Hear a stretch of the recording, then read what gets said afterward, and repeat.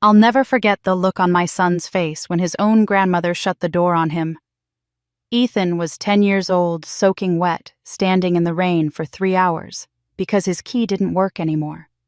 When I pulled up and saw him shivering on that porch, the porch of the house I'd sacrificed everything to save, I knew something was horribly wrong. Then my mother came out. Not to apologize, not to help. "We've all decided you don't live here anymore," she said, her voice cold as ice. "Your sister and her family are moving in." The house I'd paid $80,000 to rescue from foreclosure. The house they'd promised would be mine. The house where I'd grown up, where my son had taken his first steps. Gone. Just like that. My sister Susan stood behind her holding the new keys, wearing that same smile she'd worn when she stole my fiancé 10 years ago. That night, my son asked me a question that broke my heart. "Mommy, why does Grandma hate us?" I didn't have an answer. Not yet. But 3 days later, I sent a message that made my parents' faces go white. Because what they didn't know was that I had proof that would unravel everything. Proof that would expose secrets buried for 40 years. This is the story of how I lost everything. And then discovered the truth that destroyed my family forever. You think you know where this is going. You don't. Stay until the end. Because when the rain finally stopped, no one was left standing where they started. My name is Mary Williams, and at 37 years old, I thought I'd finally figured out how to survive. I worked double shifts as a nurse at County General, raised my 10-year-old son Ethan alone after his father walked out, and somehow managed to keep us both fed, clothed, and safe. Safe. That word used to mean something to me. It meant having a roof over our heads, a door that locked a place where my boy could sleep without fear. But on that October evening in 2017, I learned that safety is just an illusion, and family can be the cruelest lie of all. The rain started just after 4 o'clock, the kind of cold autumn rain that seeps into your bones and doesn't let go. I was finishing my shift at the hospital when my phone buzzed. Unknown number. I almost didn't answer, but something made me pick up. "Mom?" Ethan's voice was small, trembling. "Mom, my key doesn't work." My heart dropped. "What do you mean it doesn't work, baby?" "I've been trying for an hour. I'm outside. It's raining really hard and I'm getting wet, and the key just keeps turning but the door won't open and—" "I'm coming right now. Stay by the door under the porch roof if you can. I'll be there in 15 minutes. I didn't wait for the elevator. I ran down 4 flights of stairs, my scrubs still damp with sweat from a 12-hour shift, my mind racing through possibilities. Broken lock, stuck mechanism. Maybe Ethan was using the wrong key. Anything but what I feared most, that my mother had finally done what she'd been threatening to do for months. The drive home felt like swimming through concrete. Every red light was an eternity. Every slow driver was torture. When I finally turned onto Maple Street and saw my son, my baby, standing on that porch soaked to the skin, his backpack sagging with rainwater, his lips tinged blue from the cold, something inside me shattered. I threw the car into park and ran. "Ethan." He turned, and the relief on his face nearly broke me. "Mom, I couldn't get in. I tried and tried, but—" "It's okay, baby. It's okay. I'm here now." I pulled him against me, feeling how cold he was, how he was shaking. 3 hours. He'd called from a neighbor's phone after trying for an hour. He'd been standing in the rain for almost 3 hours. I pulled out my own key, the one I'd had since I was 17, the one that had opened this door 10,000 times. I slid it into the lock. It turned, but the door didn't budge. What the— I tried again. The lock mechanism worked, but something else was blocking it. A deadbolt. A new deadbolt. And that's when the door opened from the inside. My mother stood there, dry and warm, her gray hair perfectly set, her reading glasses hanging from a chain around her neck. Behind her, I could see my sister Susan holding a set of shiny new keys. "Mom," I said, my voice catching. "What's going on?" Why won't our keys work? Ethan's been standing out here for hours. We've all decided you don't live here anymore, Ruth said, her voice flat and final as a judge's gavel. Your sister and her family are moving in. You need to collect your things and go. The world tilted. What, Mom? This is my home, our home. You can't just— The house is in my name, she said. Not yours. And I've decided that Susan needs it more than you do. She has 3 children. You only have 1. But I paid $80,000 to save this house. The words tore out of me, raw and desperate. When the bank was going to foreclose, I paid $40,000 of my own money and borrowed another $40,000 to keep you from losing it. You promised me the house would be mine. Susan stepped forward, then dangling those new keys like a taunt. Well, Mom changed her mind. The house is hers to do with as she pleases.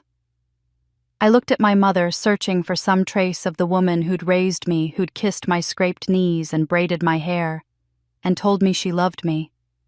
But her eyes were cold, distant, like I was a stranger begging on her doorstep. And maybe that's exactly what I'd become. Please, I whispered, and I hated how small my voice sounded. Mom, please. It's raining. Ethan is freezing. Just let us get some clothes, let us stay tonight, and we can figure this out tomorrow. No. She stepped back and began to close the door. You don't live here anymore. The lock clicked. Final. Absolute. I stood there in the rain with my son staring at the door that had just closed on our entire lives. Ethan looked up at me, his brown eyes huge and confused and so young. Mommy, he whispered. Why does Grandma hate us? I couldn't answer. I couldn't even breathe. That night we slept in my Honda Civic, Ethan curled up in the back seat with my nursing jacket as a blanket, me in the front with my seat reclined as far as it would go. The rain drummed on the roof like accusations. My son shivered beside me despite the car's struggling heater. And as I listened to his teeth chatter, I made a promise in the darkness, a promise that tasted like blood and felt like iron. They would regret this. The next morning I woke with my neck screaming in pain and my son's quiet breathing the only thing keeping me from screaming myself. Ethan was still asleep in the back seat, his face peaceful in a way that broke my heart. He didn't understand yet what we'd lost. He didn't know that the roof over his head, the bedroom where he'd grown from toddler to boy, the backyard where he'd learned to ride a bike, all of it was gone because of a lie I'd believed 2 years ago. I believed my mother when she promised me the house would be mine. It was August 2015 when the foreclosure notice arrived. I remember because it was Ethan's 8th birthday, and I'd taken the day off work to throw him a small party in the backyard. My mother called me inside, her hands shaking as she held the official-looking envelope. My father sat at the kitchen table, his face gray, looking 10 years older than he had that morning. We're going to lose the house, my mother said, her voice barely a whisper. The bank is foreclosing. We have 60 days. I looked at the notice. They were behind on payments, way behind. 18 months of missed mortgage payments, penalty fees, interest compounding on interest. The total amount due was staggering $80,000. How did this happen? I asked, though I already knew. My father's construction business had gone under when the economy crashed. They'd been living on credit cards and prayers ever since robbing Peter to pay Paul, hoping for a miracle that never came. We tried everything, my father said, and I'd never heard him sound so defeated. Refinancing, loan modifications, payment plans. Nothing worked. They want the full amount or they're taking the house.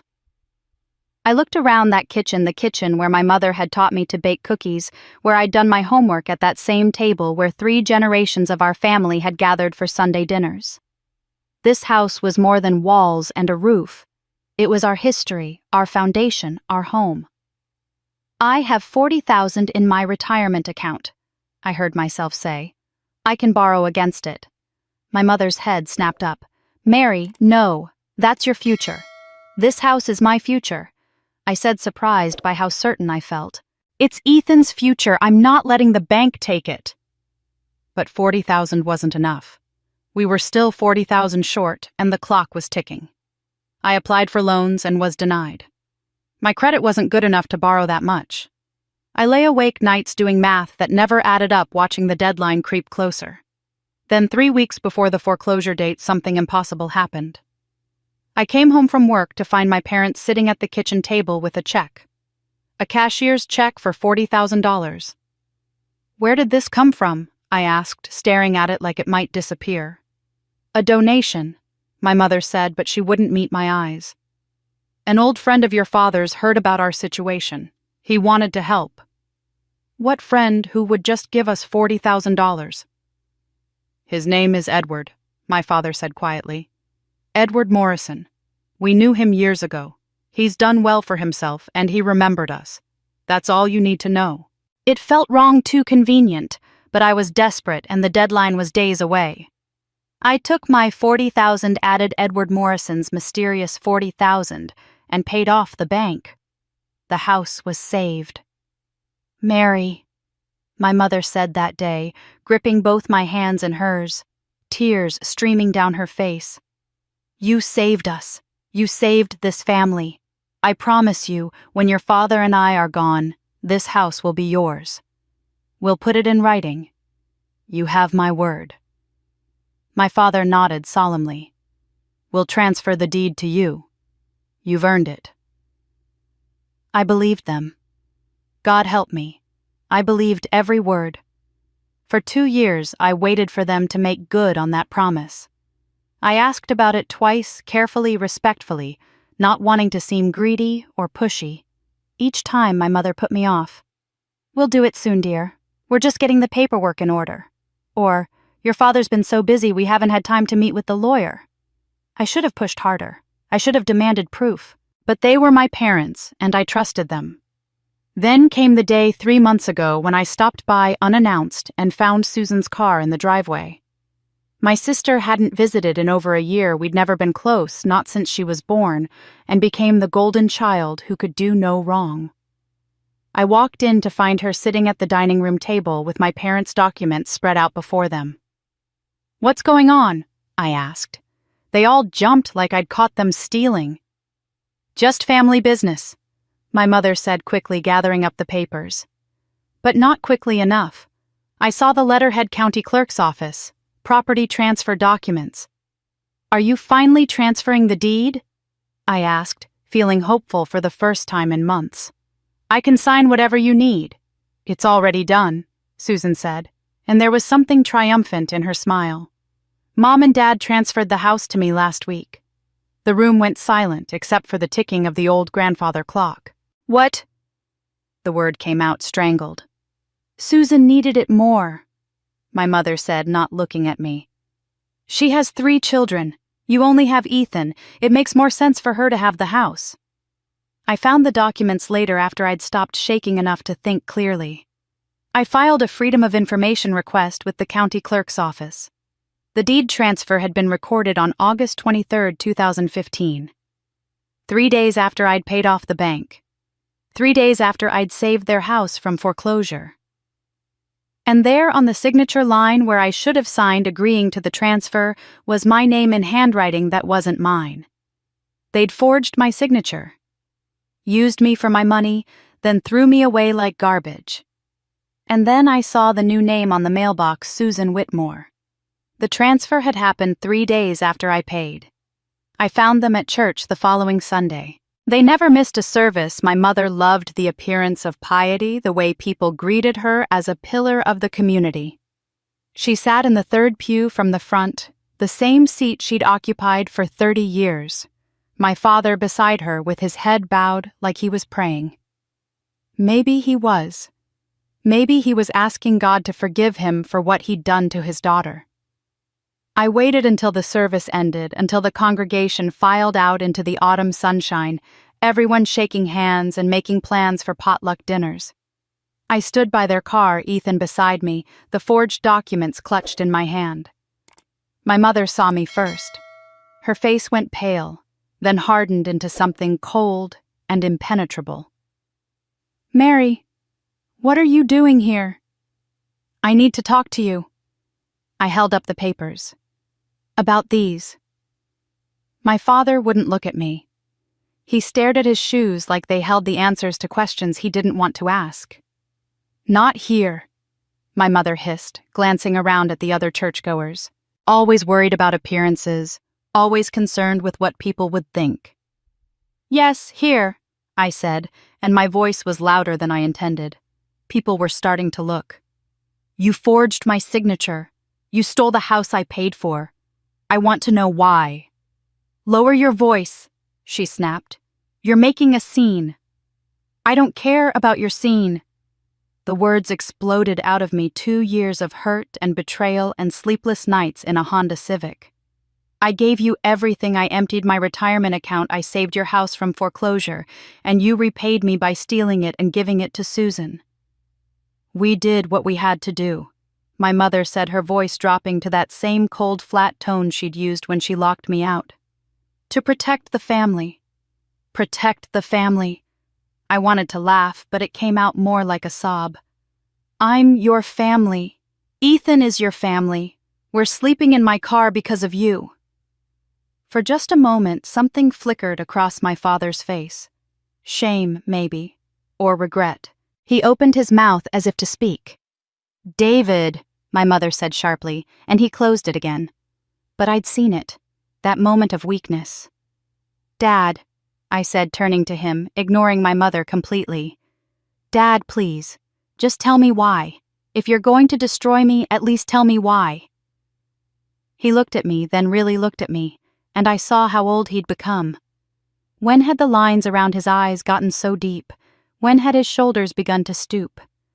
I owed a debt, he whispered so quietly I almost didn't hear him. To the man who saved us all. What man? What are you talking about? David, that's enough, my mother said, her hand gripping his arm, but he kept talking, the words tumbling out like he'd been holding them back for too long.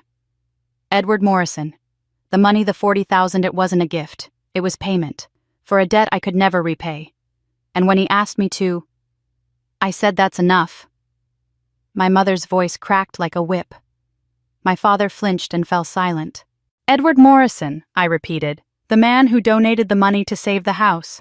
What does he have to do with this? Nothing, my mother said firmly.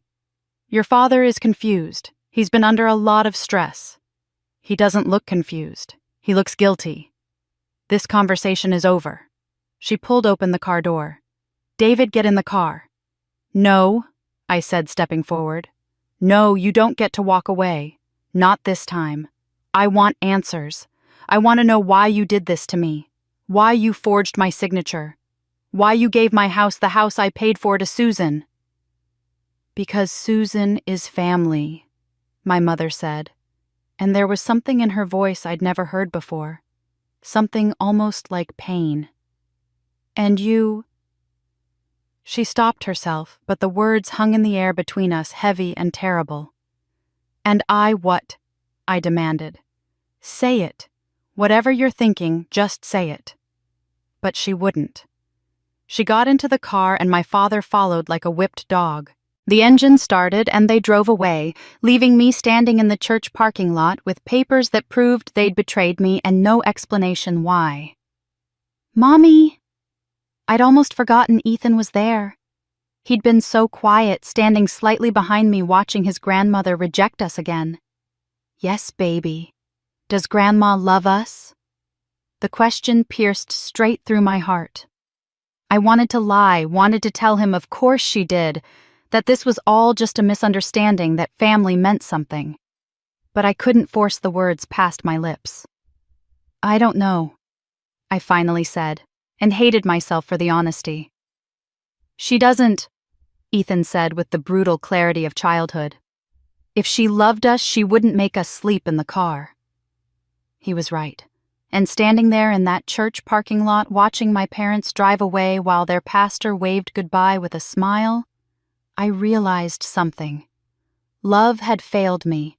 Family had failed me. The bonds of blood and shared history meant nothing when tested against whatever hold my mother had over my father, whatever debt he claimed to owe. If love couldn't protect me, maybe the law could. I pulled out my phone and started searching for lawyers who handled property fraud, but I didn't know the law had already been bought. I called 17 lawyers before I found one who would see me without a retainer I couldn't afford. Most wanted $2,000 just to review my case. $2,000 I didn't have because I'd spent my last savings on the house that was no longer mine. The irony wasn't lost on me. The 18th lawyer was different. His secretary said he'd see me that same afternoon, no charge for the consultation. His name was Gerald Harris, and his office was in one of those old Victorian houses downtown that had been converted into professional suites, the kind of place that smelled like lemon polish and old paper. Harris was waiting for me in a book-lined office that felt more like a library than a workplace. He was perhaps 65, with silver hair combed neatly back and wire-rimmed glasses that gave him a scholarly air.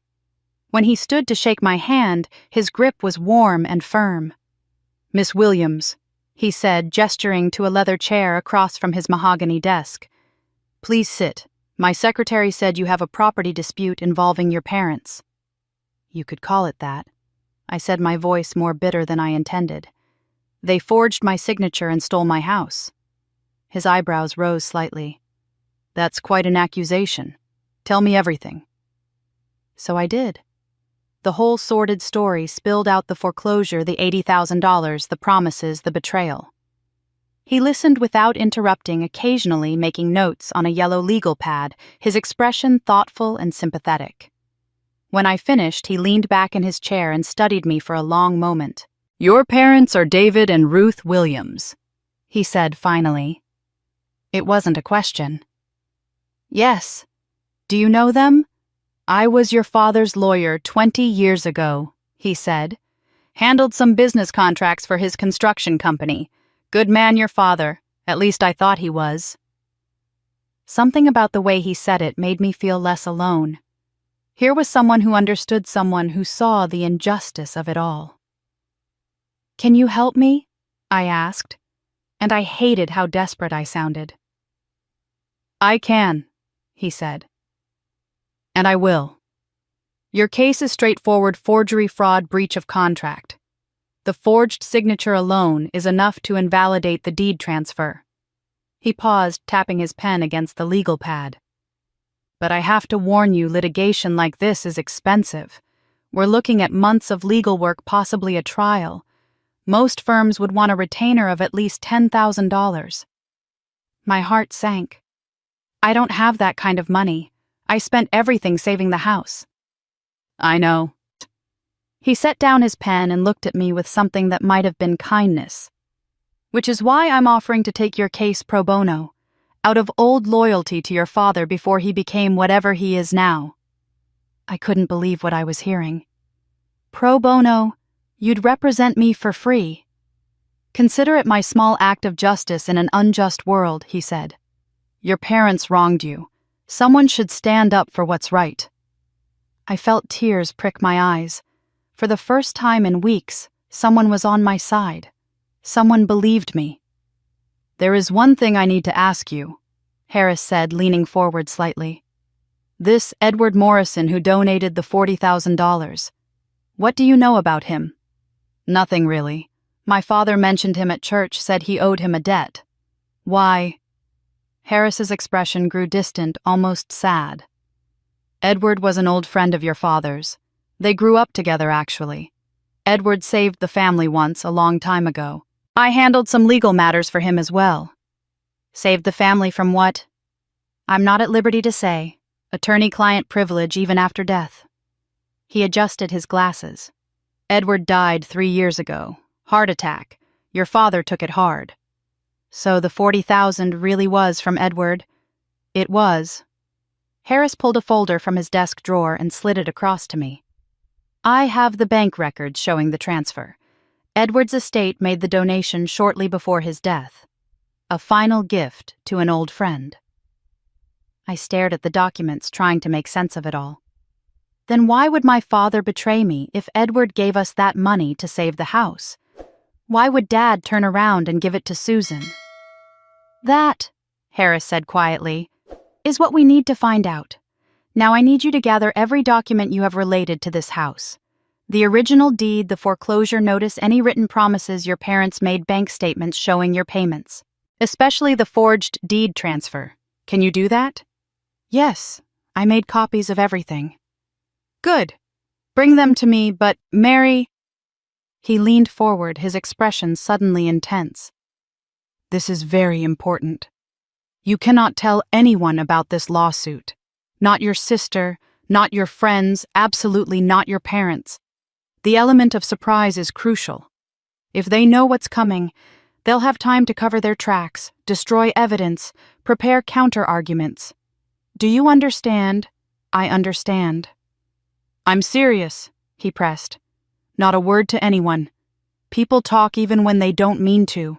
One casual conversation, one offhand comment, and everything could fall apart. Can you keep this completely confidential? There was something almost urgent in the way he asked, but I attributed it to professional caution. Lawyers were probably always worried about their cases being compromised. I won't tell anyone, I promised. Excellent. He stood extending his hand again. Behind him, I noticed a framed photograph on the credenza Harris with another man, both younger, both smiling. The other man's face was partly obscured by glare on the glass. Is that Edward? I asked, nodding toward the photo. Harris glanced back at it and something flickered across his face. Yes, taken many years ago. He was a good friend. I'm sorry for your loss. Thank you. He walked me to the door. I'll start drafting the complaint this week. We'll file within the month. Your parents will be served with papers, and then we'll see how they respond when they're forced to answer for what they've done. I left his office feeling lighter than I had in weeks. Finally, someone was fighting for me. Finally, I had hope. I trusted him completely. After all, he was the only one who seemed to care. The invitation came 3 weeks after I'd met with Harris, delivered via text message with the kind of false cheerfulness that made my skin crawl. Mary, why don't you and Ethan come by the house this Saturday? I'd love for you to see what we've done with the place. 2 p.m. I stared at the message for a full minute, my thumb hovering over the delete button. Every instinct screamed at me to ignore it, to block her number, to pretend Susan didn't exist. But Ethan had been asking about his things, his books, his toys, the model airplane we'd been building together before we were thrown out. And despite everything, some small, stupid part of me hoped that maybe Susan felt guilty. Maybe she wanted to make amends. I should have known better. We arrived at 2 o'clock sharp. The house looked different already. New shutters painted a crisp white. The lawn professionally landscaped, an expensive wreath hanging on the door that had once been mine. Susan answered wearing yoga pants and a cashmere sweater that probably cost more than I made in a week, her blonde hair pulled back in a perfect ponytail. Mary, Ethan, she pulled me into a hug that felt like hugging a mannequin. I'm so glad you could make it. Come in, come in. The interior had been gutted. The worn hardwood floors I'd grown up on had been replaced with gleaming tile. The wallpaper my mother had hung in 1985 was gone. The walls now painted in trendy grays and whites. Even the smell was different, not the familiar scent of my mother's cooking and my father's coffee, but something artificial and floral from a plug-in air freshener. What do you think? Susan asked, gesturing around like a realtor showing off a property. We've done so much work. Had to bring everything up to date, you know. It was so dated before. It was home before, I said quietly. She either didn't hear me or pretended not to. Come see the kitchen. We knocked down the wall to the dining room, opened up the whole space. Much better flow. She led us through room after room, each one transformed beyond recognition. The kitchen where I'd learned to bake cookies was now all stainless steel and granite. The living room where we'd watched movies on Friday nights had been stripped of furniture and turned into what Susan called a meditation space. My parents' bedroom was now a master suite with a walk-in closet bigger than the room Ethan and I were renting at the extended stay motel. And now, Susan said, her smile widening, the upstairs. Ethan's hand tightened in mine. He'd been quiet through the whole tour, but I could feel the tension in his small body. He knew what was coming.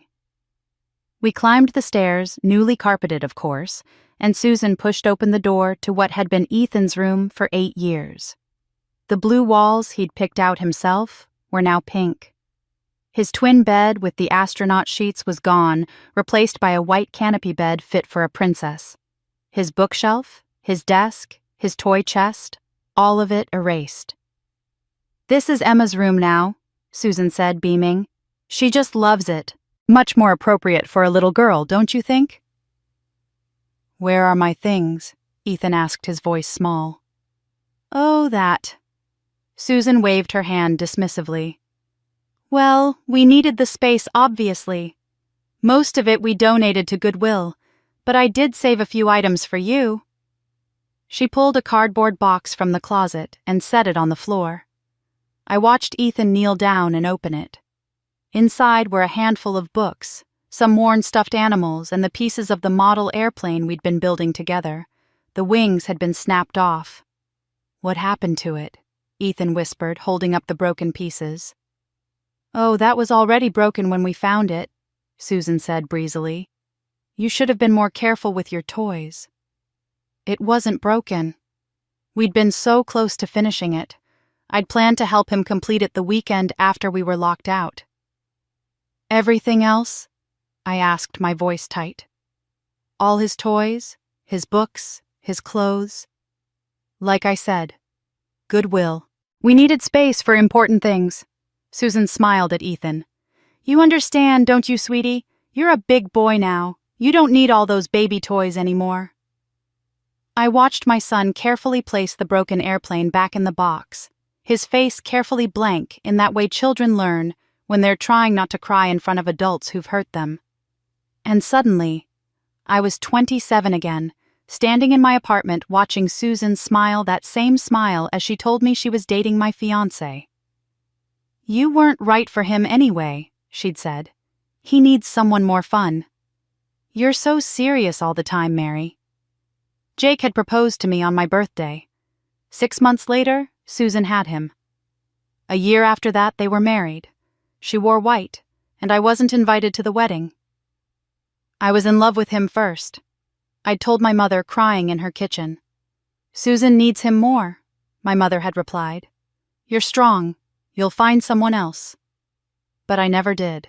And now Susan had my house just like she'd taken my fiancé, smiling that same sweet, innocent smile while she destroyed everything I'd built. "Thank you for the tour," I said, keeping my voice level. "We should go." "Oh, already?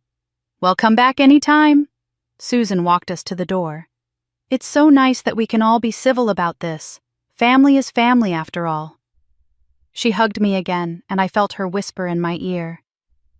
"He would have left you anyway, just like Mom would have given me the house eventually. I just helped it along."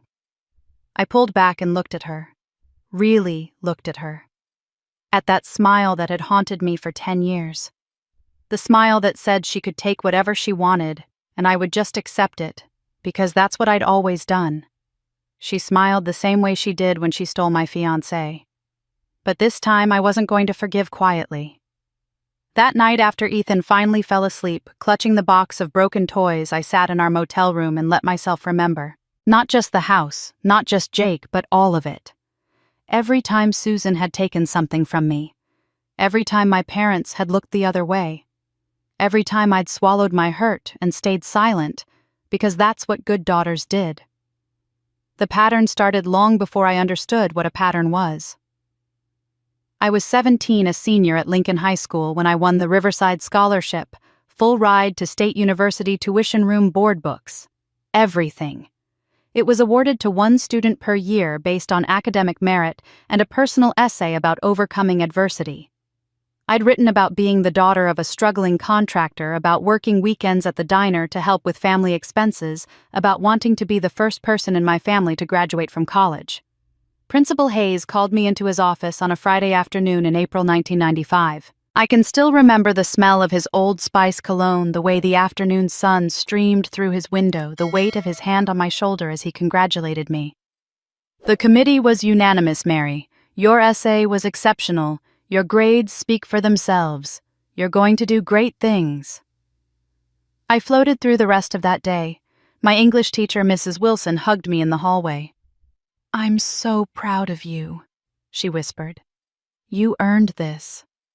I told my parents at dinner that night. Susan was 14, sitting across from me, pushing peas around her plate. My father nodded, said, "That's good," and went back to his meatloaf. My mother smiled, but it didn't reach her eyes. "How wonderful," she said. "Your sister applied for that scholarship too." "I know, but they only give it to seniors." Susan's fork clattered against her plate. "It's not fair," she said, her voice rising. "You always get everything. You're always the perfect one." "Susan, it's a merit scholarship. Mary earned it with her grades and her essay." "Whatever." Susan shoved back from the table and ran upstairs. I heard her bedroom door slam. My mother sighed. "Did you have to tell us at dinner you know how sensitive your sister is?" That should have been my first warning. On Monday morning, I was called back to Principal Hayes's office. This time there was no smile, no hand on my shoulder. He sat behind his desk, my scholarship application in front of him, and he looked like he'd aged 10 years over the weekend. "Mary, I need to ask you something, and I need you to be honest with me." "Of course." "Did you plagiarize your scholarship essay?" The question hit me like a physical blow. "What?" "No, I wrote every word myself. Mrs. Wilson can tell you she helped me edit it." "Your sister came to see me this morning," he said quietly.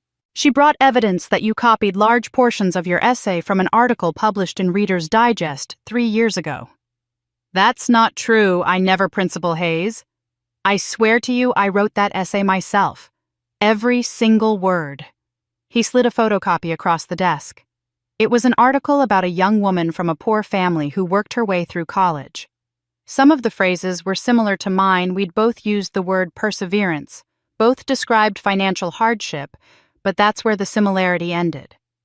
"This isn't plagiarism," I said, my hands shaking. "These are just common phrases. Anyone writing about the same topic would use similar language." "The scholarship committee disagrees. I'm sorry, Mary, but we have to revoke the award. We can't give it to someone who's been accused of academic dishonesty." "But I didn't do anything wrong. This is just Susan being jealous. She's lying." "Your sister seemed very credible, and very upset that she had to turn in her own sister." He stood, signaling the meeting was over. "I'm sorry. The decision is final." I went straight to Mrs. Wilson's classroom. She was erasing the blackboard, getting ready for her next period class. When she saw my face, she set down the eraser immediately. "Mary, what's wrong?" I told her everything. She listened, her expression growing darker with each word. "That's ridiculous," she said flatly. "You wrote that essay in my classroom. I watched you write it. I helped you revise 3 drafts. She grabbed a piece of school letterhead from her desk and started writing furiously. "I'm writing a letter to Principal Hayes right now. This is absurd." "Will it help?" She paused, her pen hovering over the paper. "Honestly, I don't know. Once they've made a decision about plagiarism, they rarely reverse it. The politics are complicated, but I'm going to try." She did try. She wrote a detailed letter explaining how she'd supervised my entire writing process, how she could personally vouch for my integrity, how the so-called evidence was flimsy at best. She sent copies to Principal Hayes, to the scholarship committee, to the superintendent. It didn't matter. The scholarship went to someone else. I never went to college. I couldn't afford it without that money, and by the time I'd saved enough for community college, I was pregnant with Ethan and Jake was gone. Mrs. Wilson gave me a copy of her letter before I graduated. "Keep this," she said, pressing it into my hands. "Someday you might need proof that you were telling the truth." I kept it for 23 years. It was in a manila envelope in my car right now, along with all my other important documents. I'd never forgotten it, never thrown it away, even when it seemed pointless to hold on to. The worst part wasn't losing the scholarship, though. The worst part was what happened when I went home and confronted Susan. "You lied," I screamed at her. "You cost me a full scholarship because you were jealous." "I didn't lie," Susan said calmly. "You did copy that article. I remember seeing it on your desk." That's not true, and you know it. My parents appeared in the doorway. I turned to them, desperate for someone to believe me. Mom, Dad, Susan lied to the principal. She made up a story about me plagiarizing my essay because she didn't want me to win the scholarship. You have to believe me. My mother looked between us, her face troubled. My father stood behind her, silent as always. Mary, my mother said finally, maybe this is for the best. What? Susan is younger. She needs opportunities too. You're the older one. You should let your sister win sometimes. Let her win. This isn't a game. This was my future. She lied and destroyed it. Don't be so dramatic, my mother said. You'll find another way to go to college. But I never did. I remember my father coming into my room later that night. I was lying in bed, staring at the ceiling, my eyes swollen from crying. He sat on the edge of my bed, and I could smell whiskey on his breath. I'm sorry. He said, his words slightly slurred. Your mother, she loves Susan more. Always has. Why? I whispered. Because you're not. He trailed off, shaking his head. Never mind. I shouldn't have said anything. Because I'm not what... He stood up, swaying slightly. Because you're not my daughter. The words hung in the air between us. I was too young, too hurt, to understand what he really meant. I thought he was saying I wasn't good enough, that I'd disappointed him so badly, he was disowning me. I hate you, I whispered. He left without another word. The next morning, he acted like the conversation never happened, and I was too afraid to bring it up, too scared of what else he might say. For 23 years, I carried that wound. I let Susan take things from me. I stayed quiet when my parents chose her over me again and again. I convinced myself it was my fault that I wasn't worthy of being fought for. But sitting in that motel room watching my son sleep with his broken toys, I finally understood something. My father's drunken words weren't about disappointment. They were about something else entirely, something he'd been too much of a coward to explain. And Mrs. Wilson's letter wasn't just a testament to my innocence about plagiarism. It was proof of a pattern. Proof that Susan had been sabotaging me for decades. Proof that would matter in court when I needed to show that the forged signature and stolen house weren't isolated incidents, but part of a lifetime of betrayal. This time I wasn't that scared 17-year-old girl anymore. This time I had proof, and I had rage. The motel kicked us out in March when my credit card was declined. I'd been juggling payments, robbing Peter to pay Paul, stretching every dollar until it screamed. But there's only so much juggling you can do when you're working as many shifts as the hospital will give you and still can't make ends meet. The extended stay manager was apologetic but firm. We had 24 hours to vacate. So we went back to the car. 3 weeks we lived in that Honda Civic, parked in different locations each night to avoid being noticed. The Walmart parking lot. The hospital employee lot, where I could at least use the staff bathroom to wash up. The public library parking garage. We became experts at invisibility, at pretending we weren't homeless, at maintaining the fiction that everything was fine. Ethan stopped complaining after the first few days. That scared me more than anything. 10-year-old boys shouldn't be that resigned, that accepting of sleeping in a back seat with a rolled-up jacket for a pillow. He did his homework by dome light. He ate granola bars for dinner without asking when we'd have a real meal. He stopped asking when we could go home. I'd broken something in my son, and I didn't know how to fix it. It was a Tuesday morning in early April when Ellen Carter found us. I'd parked on Maple Street the night before, unable to help myself. I kept being drawn back to the house like a ghost haunting the scene of its own death. I woke up at 6 to Ellen tapping on my window, her face creased with concern. "Mary, is that you?" I rolled down the window, too tired to be embarrassed. Ellen had lived next door to my parents for as long as I could remember. She'd given me cookies when I was little, had attended my high school graduation, had sent a baby gift when Ethan was born. "Hi, Ellen." Are you sleeping in your car? Her eyes moved to the back seat where Ethan was still curled up under my nursing jacket. Oh, honey, how long has this been going on? A few weeks. My voice cracked. The motel was too expensive. And your parents just let this happen. Ruth knows you're living in your car. Ruth is the reason I'm living in my car. Ellen's expression shifted from concern to something harder. She glanced at my parents' house at the new shutters and the expensive wreath, then back at me. Come on, she said. Both of you. You're staying with me. Ellen, I can't ask you to... You're not asking. I'm telling. I have a guest room that hasn't been used since my daughter moved to Portland. You and Ethan will stay there until you figure things out. She pulled open my car door. Now come on before Ruth looks out her window and sees us talking. Ellen's house was small but immaculately kept, full of photos of her grandchildren and the smell of coffee and cinnamon rolls. She set us up in the guest room, brought us fresh towels, and insisted on making breakfast while I showered for the first time in 3 days. Standing under that hot water, I cried so hard I had to stuff a washcloth in my mouth to keep from being heard. We stayed quiet about our arrangement. Ellen insisted on it. Ruth still thinks we're friends, she said. It's better if we keep it that way for now. At first, I didn't understand why Ellen's friendship with my mother mattered. Then one evening, about a week after we'd moved in, Ellen called me into her kitchen after Ethan had gone to bed. There's something you need to know, she said, her hands wrapped around a mug of tea. Something I've been wrestling with for a long time now. What is it? She got up and retrieved an old cassette recorder from a drawer, the kind with the built-in microphone that people used to use for dictation. The kind I hadn't seen in years. I still use this for recording reminders to myself, she said. Grocery lists, things I need to tell my daughter when I call her, that sort of thing.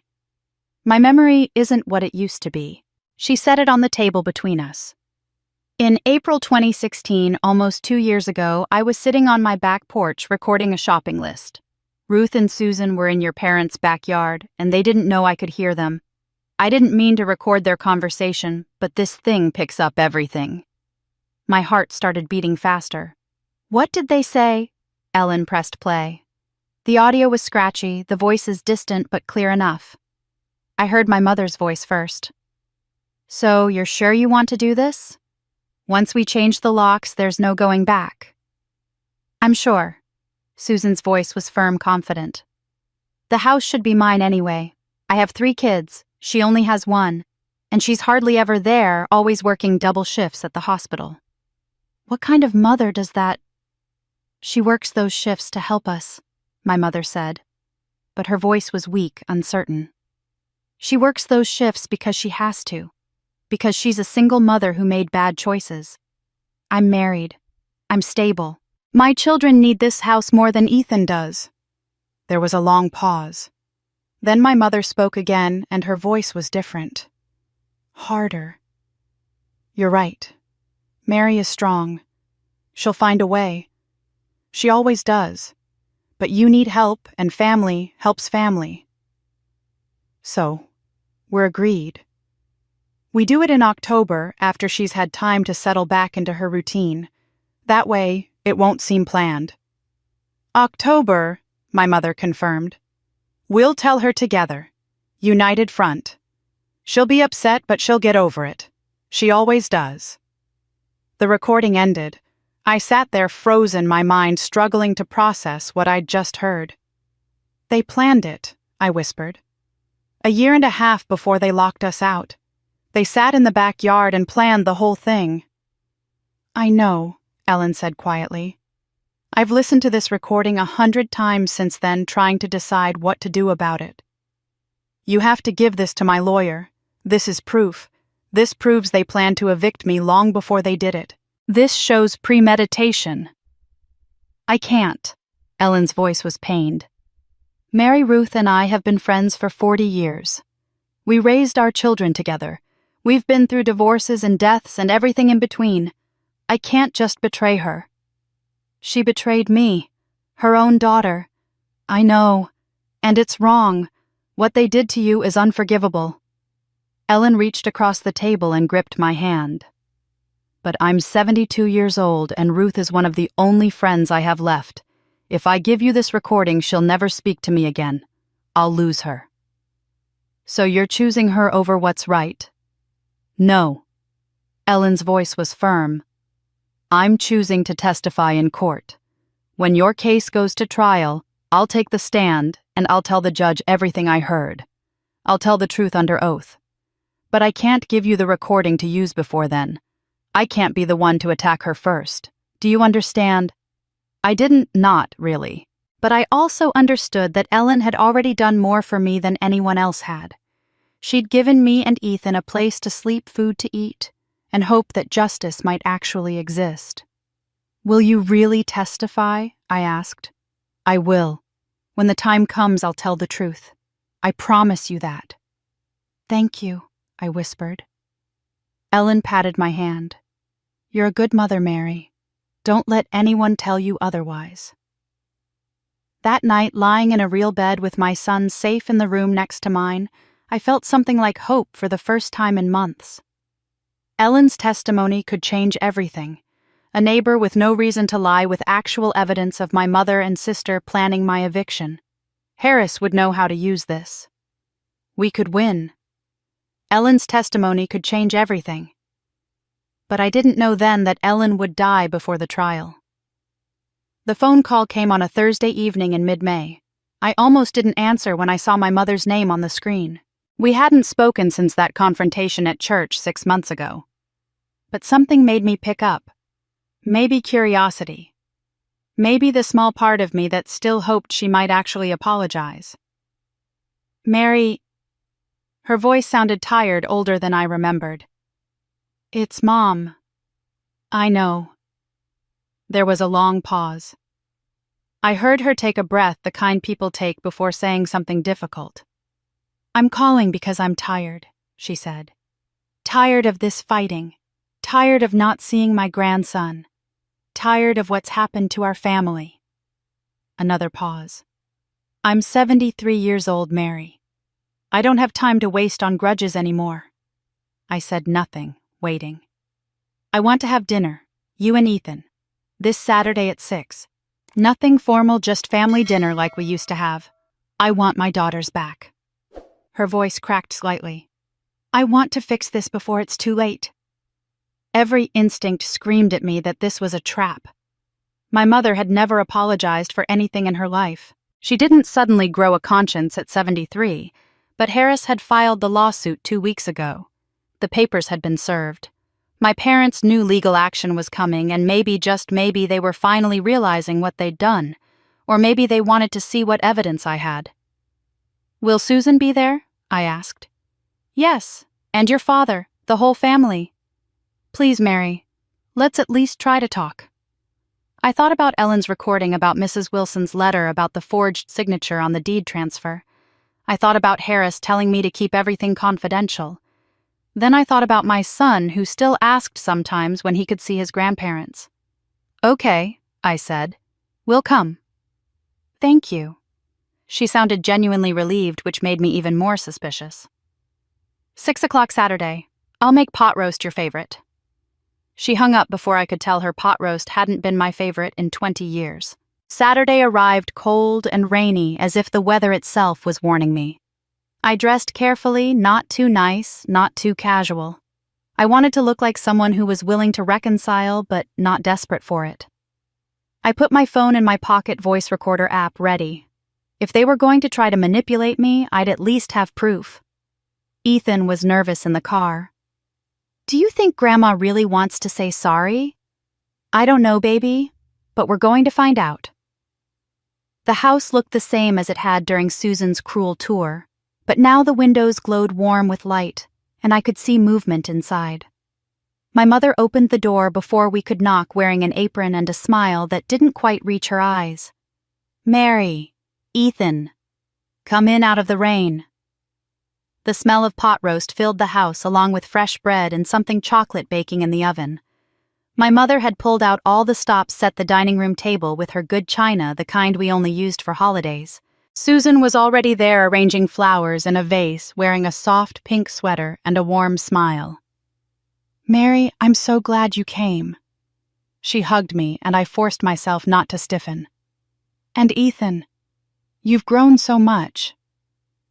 This wasn't the Susan from the house tour. This was a different performance entirely. My father sat at the head of the table silent as always, but he looked even more haggard than he had at church. His hands shook slightly as he picked up his water glass. When he saw me, something passed across his face. Guilt, maybe, or shame. "Hi, Dad." He nodded but didn't speak. Susan kept finding reasons to refill my wine glass throughout dinner. "It's a new bottle I picked up. You have to try it." And later, "Let me top that off for you."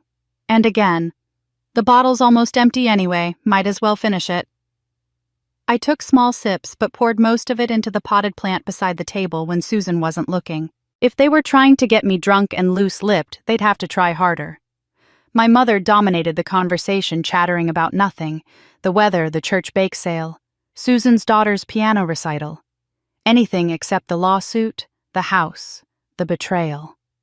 It was surreal sitting at that table pretending the past year hadn't happened. Then, as dessert was being served, my mother's voice shifted. "I want to talk about what happened," she said, setting down her fork. "I want to explain." Here it comes, I thought. "We never meant to hurt you, Mary. You have to believe that." Her eyes were suddenly wet with tears. "Susan needed the house. She has 3 children, a husband who travels for work. She needed stability. And you've always been so strong, so independent. We thought you could manage on your own. So you forged my signature and threw us out." My voice was calm, but my hand tightened around my wine glass. "We didn't forge anything," Susan interjected smoothly. "You must have signed that paperwork and forgotten. You were so stressed back then, working all those double shifts." I stared at her. She was actually trying to gaslight me into believing I'd signed away my own house. "I never signed that transfer document." "Memory is a funny thing," my mother said softly.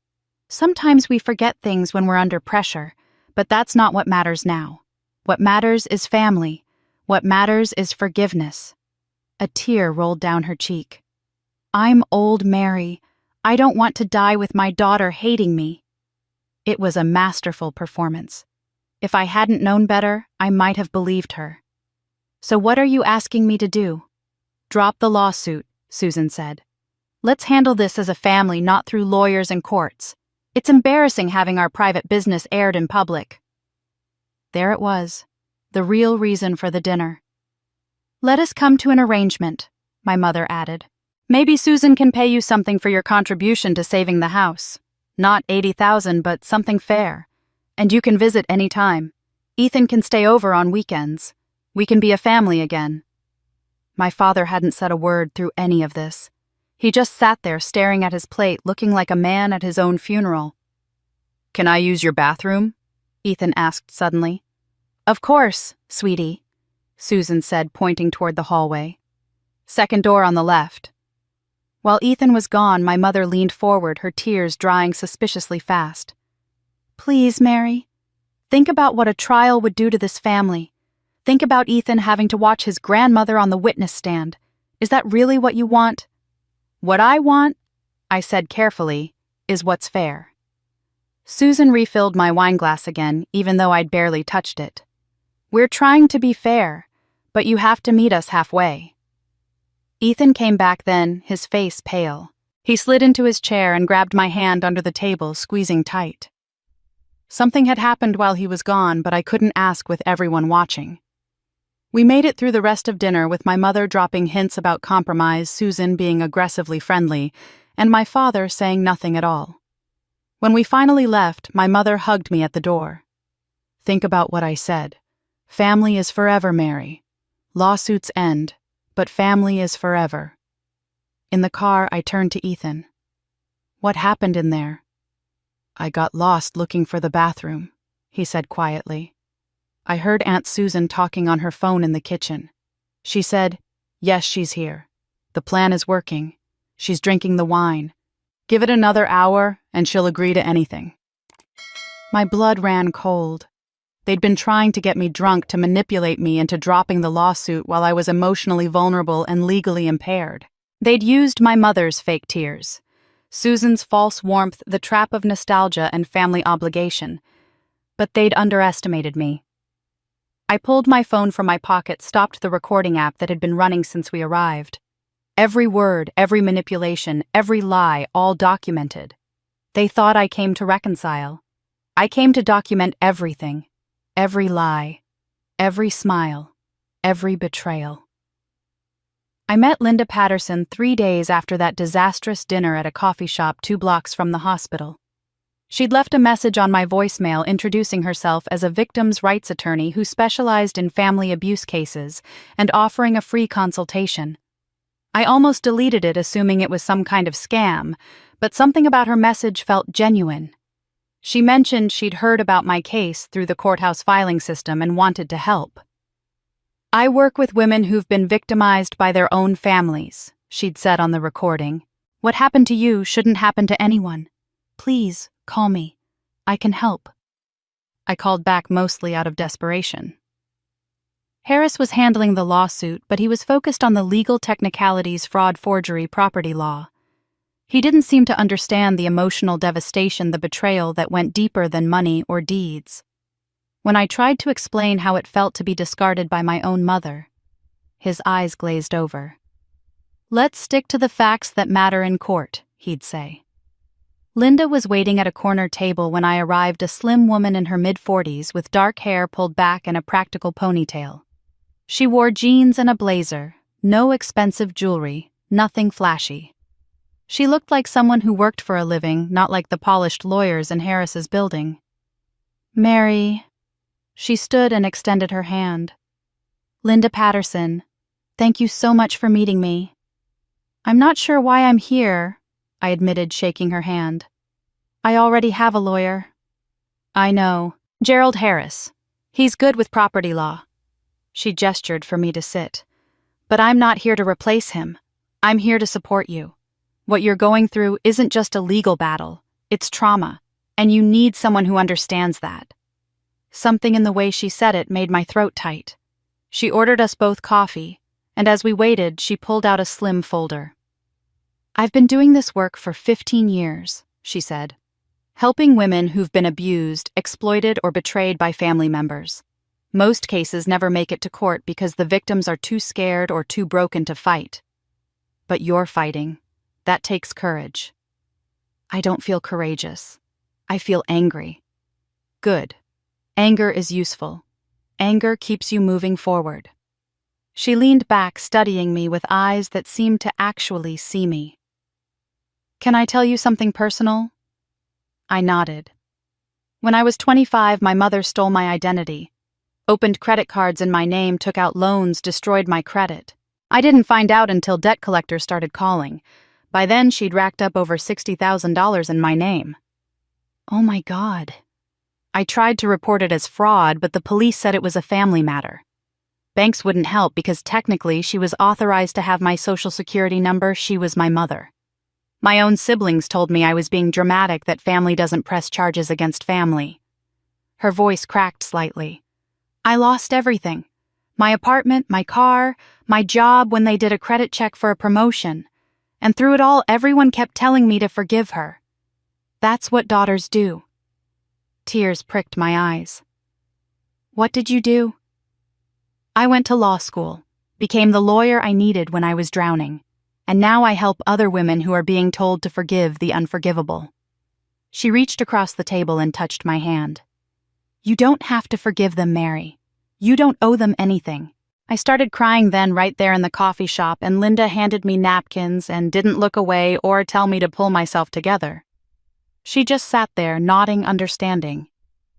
Tell me everything, she said. Not the legal version, the real version. So I did. I told her about the scholarship Susan stole, about Jake, about the house and the $80,000 and sleeping in my car with Ethan.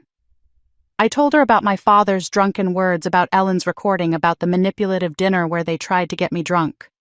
Everything poured out in a rush, all the pain I'd been carrying for months. Linda listened to it all, taking notes occasionally, but mostly just being present in a way no one else had been. "This Edward Morrison," she said when I finished. "The one who donated the 40,000. Tell me more about him." "I don't know much. Harris said he was an old friend of my father's, that he died 3 years ago. My father mentioned owing him a debt, but he wouldn't explain what he meant. And the money, you're certain it came from Edward's estate? Harris showed me the bank records. Why?" "I'm just trying to understand the whole picture." She made another note. "Have you tried to find out more about Edward, about his relationship with your family?" "No, I've been focused on the lawsuit." "It might be worth investigating. Family secrets have a way of mattering in these cases." She tapped her pen against her notepad. "What evidence do you have? I need to know everything so I can help you strategically." I hesitated. Harris had told me to keep everything confidential. Linda seemed to sense my hesitation. "I know Harris probably told you not to discuss the case. But Mary, I'm on your side. I'm not working for the other party. Everything you tell me is protected. And honestly," she lowered her voice, "between you and me, you need to be careful with lawyers like Harris." "What do you mean?" "He's old school, connected. He knows your parents worked with your father years ago. Those kinds of relationships matter. Lawyers can be controlled by money, by old loyalties, by things you don't even know about." She leaned forward. "I'm not saying Harris is dirty, but I am saying you should have someone watching your back. Someone who has no history with your family. Someone who's only loyal to you." It made sense. Harris had seemed genuinely helpful, but Linda was right, he did know my father had worked for him decades ago. What if those old loyalties kicked in when things got difficult? "I have Mrs. Wilson's letter from 1995, I said slowly, "proving Susan lied about the plagiarism. I have the forged deed transfer with my fake signature. And Ellen has a recording of my mother and Susan planning the eviction a year before it happened." Linda's pen moved quickly across her notepad. "Does Ellen plan to testify?" "She said she would. She won't give me the recording beforehand, but she'll testify in court." "That's good. Very good." Linda looked up, her expression warm. "Mary, you have a strong case, but you need to be smart about how you present it. These cases get complicated. Families lawyer up, memories get fuzzy, witnesses change their stories. Ellen wouldn't do that. She promised." "I hope you're right, but in my experience, promises don't always hold up under pressure." She closed her notebook. "Here's what I want you to do. Document everything. Every conversation with your parents, every interaction, every attempt they make to contact you. And keep me in the loop. Call me anytime, day or night. I'll help you navigate this alongside Harris." "You're not charging me anything." "I do pro bono work for cases like yours. Consider it my way of paying forward the help I never got." She smiled, and it seemed so genuine, so kind. "You're not alone anymore, Mary. You have me." We exchanged phone numbers, and she promised to review all my documentation if I wanted to send it to her. As I drove back to Ellen's house, I felt something I hadn't felt in a long time. Hope. Not just the thin, desperate hope of a lawsuit that might work, but the deeper hope of being believed, being understood, being supported by someone who actually cared. I called Linda that evening and sent her photos of Mrs. Wilson's letter, the forged deed transfer, everything except Ellen's recording since Ellen wouldn't share it. Linda responded within an hour with detailed notes about how each piece of evidence could be used, what additional documentation we might need, how to prepare for depositions. For the first time in months, I felt I wasn't alone. I had no idea she'd been sent to destroy me. Harris called me on the first Monday of June with news I'd been waiting months to hear. "The lawsuit has been filed," he said, and I could hear the satisfaction in his voice. "Williams v. Williams and Whitmore. Allegations of fraud, forgery, breach of oral contract, and unjust enrichment. I filed it this morning. Your parents will be served within 48 hours." I was at work standing in the hospital break room with a cup of terrible coffee growing cold in my hands. "When's the court date?" Judge Brennan set it for September 16th. That gives us 3 months to prepare conduct discovery, take depositions. It's a solid timeline. 3 months. 90 days until I could stand in front of a judge and present every piece of evidence, every betrayal, every lie. 90 days until justice. What happens now? I asked. Now we wait for their response. They have 30 days to file an answer to the complaint. Then we'll begin discovery. That's when we request documents, take depositions, gather evidence. I'll need you to be available for your deposition probably sometime in July. I'll be there. Good. And Mary, he paused. Prepare yourself. This is going to get ugly. Family lawsuits always do. Your parents will fight back and they won't fight fair. He was right. 2 weeks later, Susan filed a countersuit. Not against me and Harris both. The filing alleged defamation, harassment, intentional infliction of emotional distress, and abuse of process. Susan claimed I'd fabricated the entire story about forged signatures and broken promises because I was jealous of her stable family life and wanted money I hadn't earned. Linda called me within hours of the filing. Have you seen it? Harris just emailed me a copy. My hands were shaking as I scrolled through the document. She's saying I made everything up, that I signed the deed transfer willingly and now I'm trying to extort them. It's a standard defense tactic, Linda said, her voice calm and professional. When you can't defend the facts, attack the accuser's credibility. They're trying to paint you as vindictive and greedy. But I have proof. The signature isn't even mine. I know, and the judge will see that. But Susan's not trying to convince the judge right now, she's trying to convince the community. She's playing to public opinion. Linda was right about that too. By the end of the week, the local newspaper had picked up the story. Local family torn apart by property dispute, read the headline accompanied by a photo of my mother's house, my house looking peaceful and all-American in the summer sunshine. The article was supposedly balanced, presenting both sides of the conflict. It quoted Harris describing the forged signature and my $80,000 payment. But it also quoted Susan's lawyer, a slick attorney named Marcus Webb, who'd driven up from the city specifically to handle her countersuit. Ms. Whitmore is devastated by these baseless accusations, Webb was quoted as saying. Her sister has a history of mental health struggles and financial instability. This lawsuit is nothing more than an attempt to capitalize on our client's success and generosity. We will vigorously defend against these slanderous claims. Mental health struggles, financial instability. They were painting me as unstable as a failed single mother lashing out at her more successful sister. Never mind that my so-called financial instability came from paying $80,000 to save their house. Never mind that my mental health struggles, if you could call grief and betrayal, that were caused by them. The article mentioned that Susan was a stay-at-home mother of 3 active in the PTA and the church choir. It mentioned that my mother was a pillar of the community known for her volunteer work and her faith.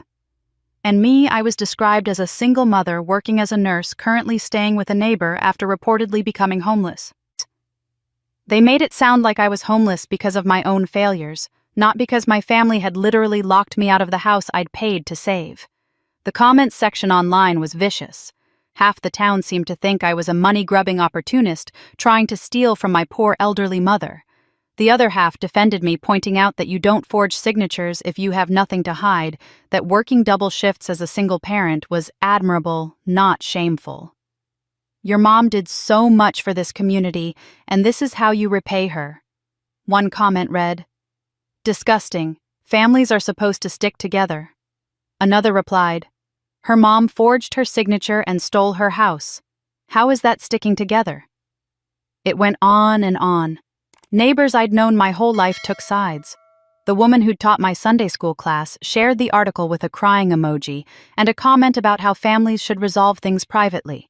The charge nurse at the hospital, who'd always been kind to me, left a supportive comment defending my character. I stopped reading after the first few dozen. It was too painful seeing my life dissected by people who didn't know the whole story, who'd made up their minds based on a single newspaper article. Ellen was furious. "They're making Ruth look like a saint." she said, pacing her kitchen. "Everyone's forgotten how she treated you growing up. How Susan always got everything while you got nothing." "They don't know about that. All they see is a respected elder versus an angry daughter." "Then tell them. Tell them about the scholarship. Tell them about Jake. Tell them everything." "I can't." I thought about Harris's advice about Linda's warnings. If I start talking publicly, they'll use it against me. They'll say I'm trying to manipulate public opinion. I have to let the evidence speak in court. But staying silent was torture. Every time I went to work, I felt people staring. Some were sympathetic, offering quiet support in break rooms and empty hallways. Others were cold, their judgment obvious in turned backs and whispered conversations that stopped when I approached. The worst was seeing my mother at the grocery store. She was with her church group laughing about something, looking healthy and happy and completely unburdened by guilt. When she saw me, her face went carefully blank. Her friends looked between us, avid with curiosity about the family drama they'd been following in the paper. I turned my cart around and left without buying anything. Linda called me almost daily during those weeks, checking in, offering support, helping me prepare for the deposition Harris had scheduled for mid-July. She reviewed my timeline of events, helped me organize my documentation, gave me advice about how to stay calm under aggressive questioning. "Susan's lawyer is going to try to rattle you," she warned.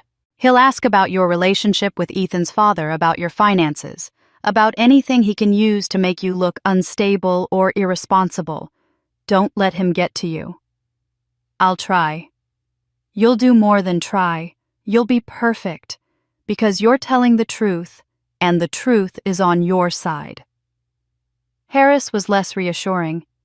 When I met with him to prepare for the deposition, he seemed distracted, checking his phone repeatedly, cutting our meeting short because of another commitment he'd forgotten about.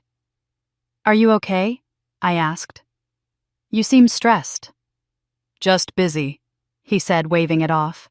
"Big caseload right now. But don't worry about your case, it's solid. The forged signature alone should win it." Should, not would. Should. But I pushed the doubt away.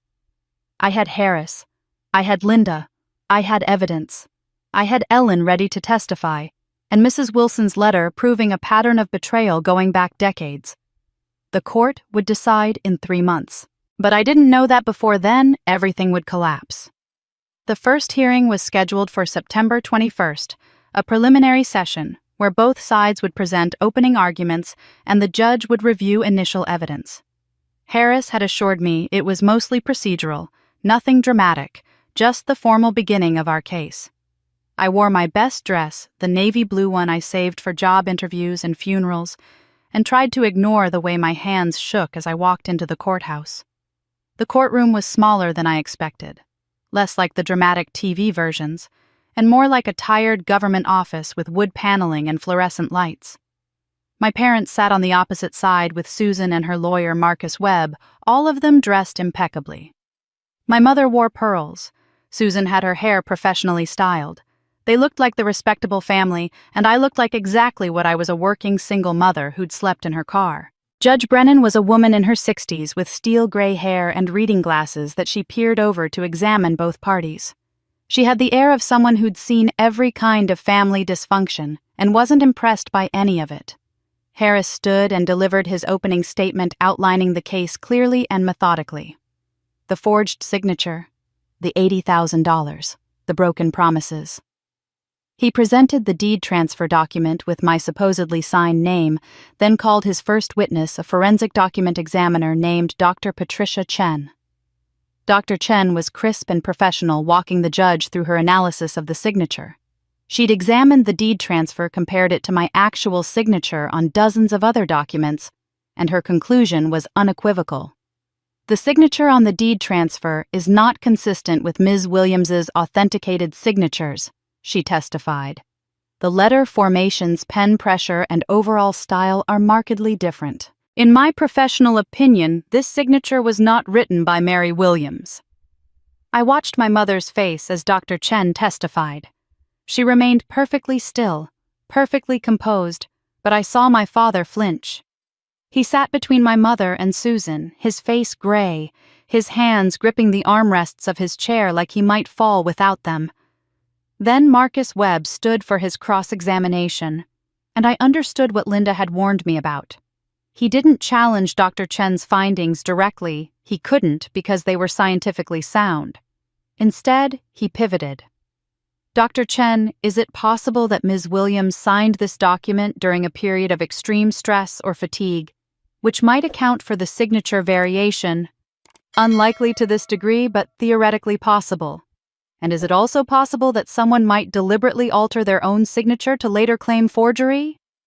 Harris objected, and Judge Brennan sustained it, but the seed was planted.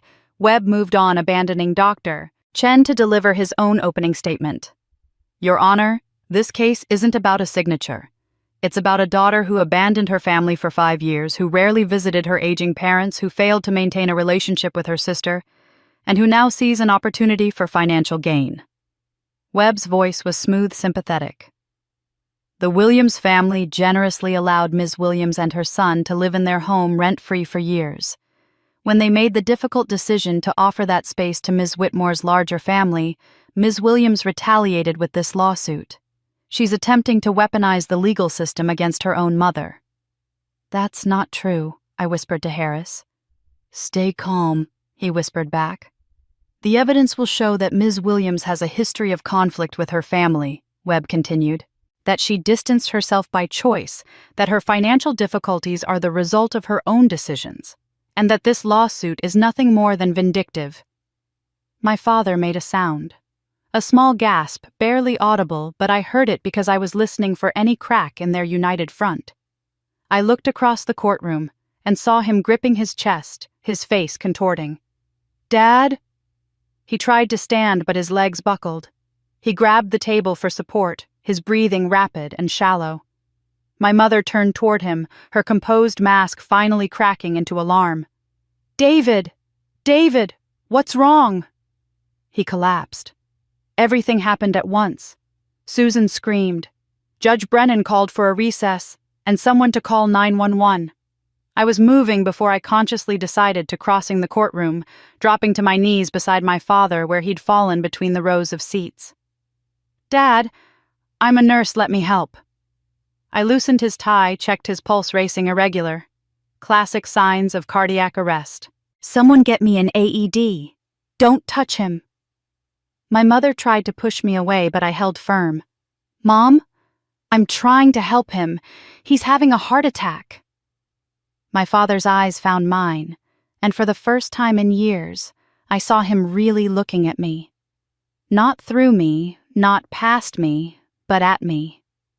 His lips moved, forming words I had to lean close to hear. Find Edward, he gasped. The money. You deserve... Edward's dead dad. Harris told me, no. His hand gripped mine with surprising strength. Not dead, never dead. She lied. Ruth, she lied about everything. What, Dad? What are you saying? The house was supposed to be yours. Edward wanted... He gasped, his face going gray. I'm sorry. I'm so sorry. You're his... David, stop talking. My mother's voice was sharp with panic. She grabbed his other hand, her face white. Save your strength, the ambulance is coming. Tell her, my father whispered, but he was looking at my mother now, not me. She deserves to know. About Edward. About everything. There's nothing to tell, my mother said, but her voice shook. You're confused. You're sick. The paramedics arrived then, professional and efficient, taking over the situation. They loaded my father onto a stretcher, started an IV-attached monitors. My mother climbed into the ambulance with him, and just before the doors closed, she looked back at me. The expression on her face wasn't grief or fear. It was rage. The ambulance pulled away, sirens wailing, and I stood in the courthouse parking lot, feeling like the ground had shifted beneath my feet. Susan was crying, surrounded by her lawyer and several church friends who'd come to support them. A local news camera was filming everything. Susan saw the camera and walked toward it, tears streaming down her face. I watched in horror as she spoke to the reporter, her voice breaking with theatrical grief. My father just had a heart attack in that courtroom because of the stress my sister put him under. She's destroying our family over money, over a house that was never hers. And now my father might die because of her greed. The reporter ate it up, asking leading questions. How do you feel about your sister right now? I feel betrayed, heartbroken. We tried to reconcile, tried to find a peaceful solution, but she insisted on dragging us through court. And now look what's happened. My sister destroyed our family for money. The video would be online within an hour. By evening, it would have thousands of views. By morning, I'd be the villain of the story, the ungrateful daughter who stressed her father into a heart attack over a property dispute. But all I could think about was my father's words. Find Edward. Not dead. Never dead. Ruth lied about everything. Harris had told me Edward Morrison died 3 years ago. He'd shown me death records, or at least he'd said he had. But my father's dying words, and they might be dying words, I realized with a chill, told a different story. Linda called me before I even made it back to my car. Mary, I just saw the news. Are you okay? My father collapsed. He's on his way to the hospital. I know. I'm so sorry.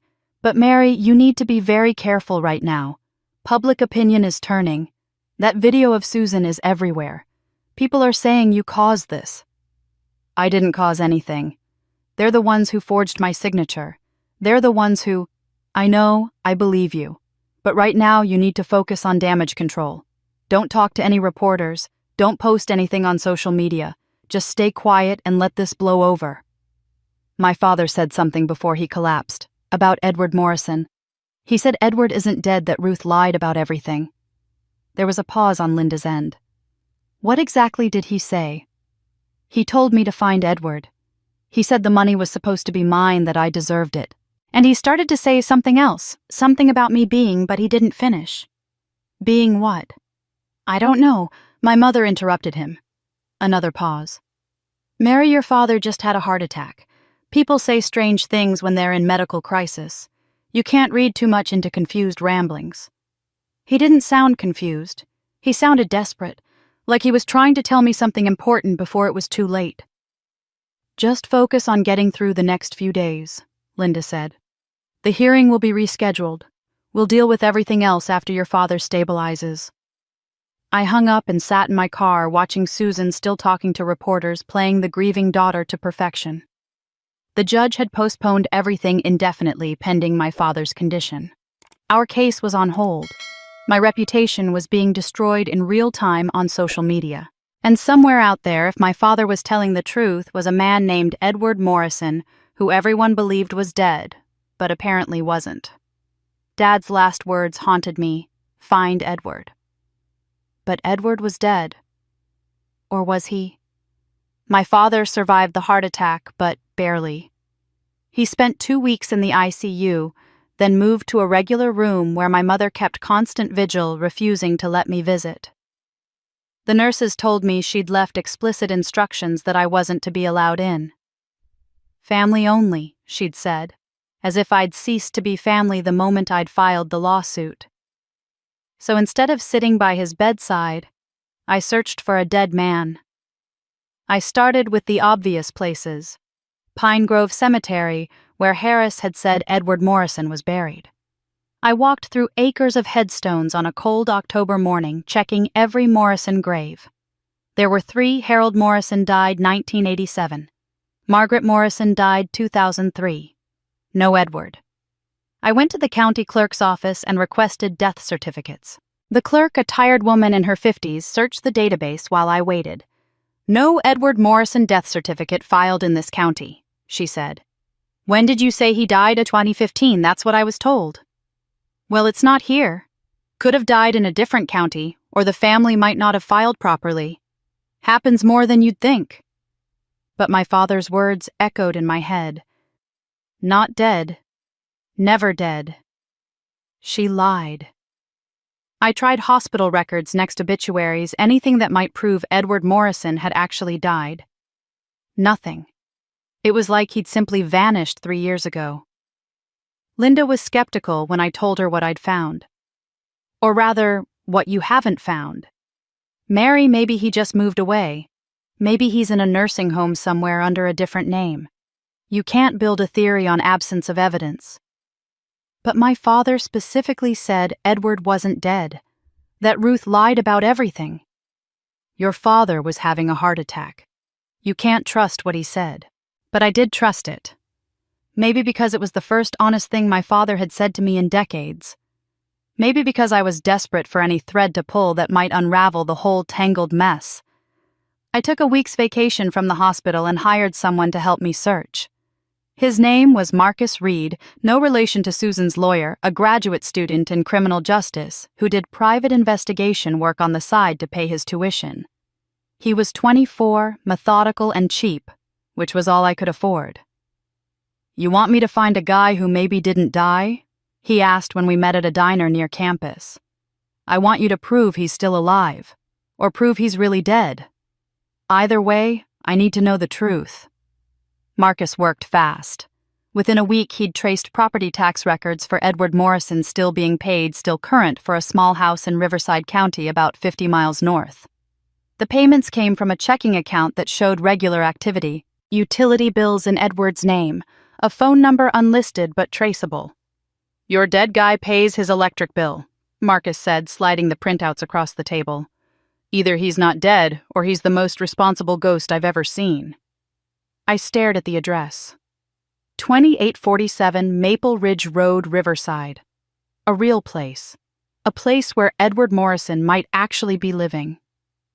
I should have gone immediately, but I was afraid. Afraid of what I might find or what I might not find. Afraid that this lead would evaporate like all the others, leaving me with nothing but more questions. It was Ellen who finally pushed me to go. I'd been staying with her for months now, and she'd grown frailer over the autumn. The doctors said her heart was failing, that she had maybe 6 months left. She spent most days in her recliner wrapped in Afghans, but her mind was still sharp. "You need to see Edward," she said one evening in late October, "before it's too late." "You knew he was alive." "I suspected. Ruth told everyone he died, but I never saw an obituary. Never saw her attend a funeral." Ellen pulled a slip of paper from her pocket with a shaking hand. "I kept his address, just in case." It was the same address Marcus had found. "His wife died in 2010, Ellen continued. "Cancer. After that, Edward just disappeared. Stopped coming around, stopped calling. Your father was devastated. They'd been friends since childhood." She paused, catching her breath. "But Edward didn't die. He just couldn't bear to be around your mother anymore." "Why not?" "That's Edward's story to tell, not mine." She pressed the paper into my hand. "Go see him, Mary. He's been waiting a long time to talk to you." I drove to Riverside on the first Saturday in November. The address led me to a modest ranch house on a quiet street lined with oak trees. The yard was immaculately maintained, full of late-season roses and a vegetable garden preparing for winter. Wind chimes hung from the porch, making soft music in the autumn breeze. I sat in my car for 10 minutes, trying to find the courage to knock on the door. This man had supposedly been my father's best friend. He'd donated $40,000 to save the house. And according to my father's last coherent words, he held the key to understanding everything. Finally, I got out of the car and walked to the front door. Before I could knock, it opened. The man standing there was tall, maybe 6'2", with white hair and clear blue eyes behind wire-rimmed glasses. He wore jeans and a flannel shirt, and he looked at me like he'd seen a ghost. "Mary," he whispered. "My God, you look just like your mother when she was young." "You know who I am? I've been following your case in the papers.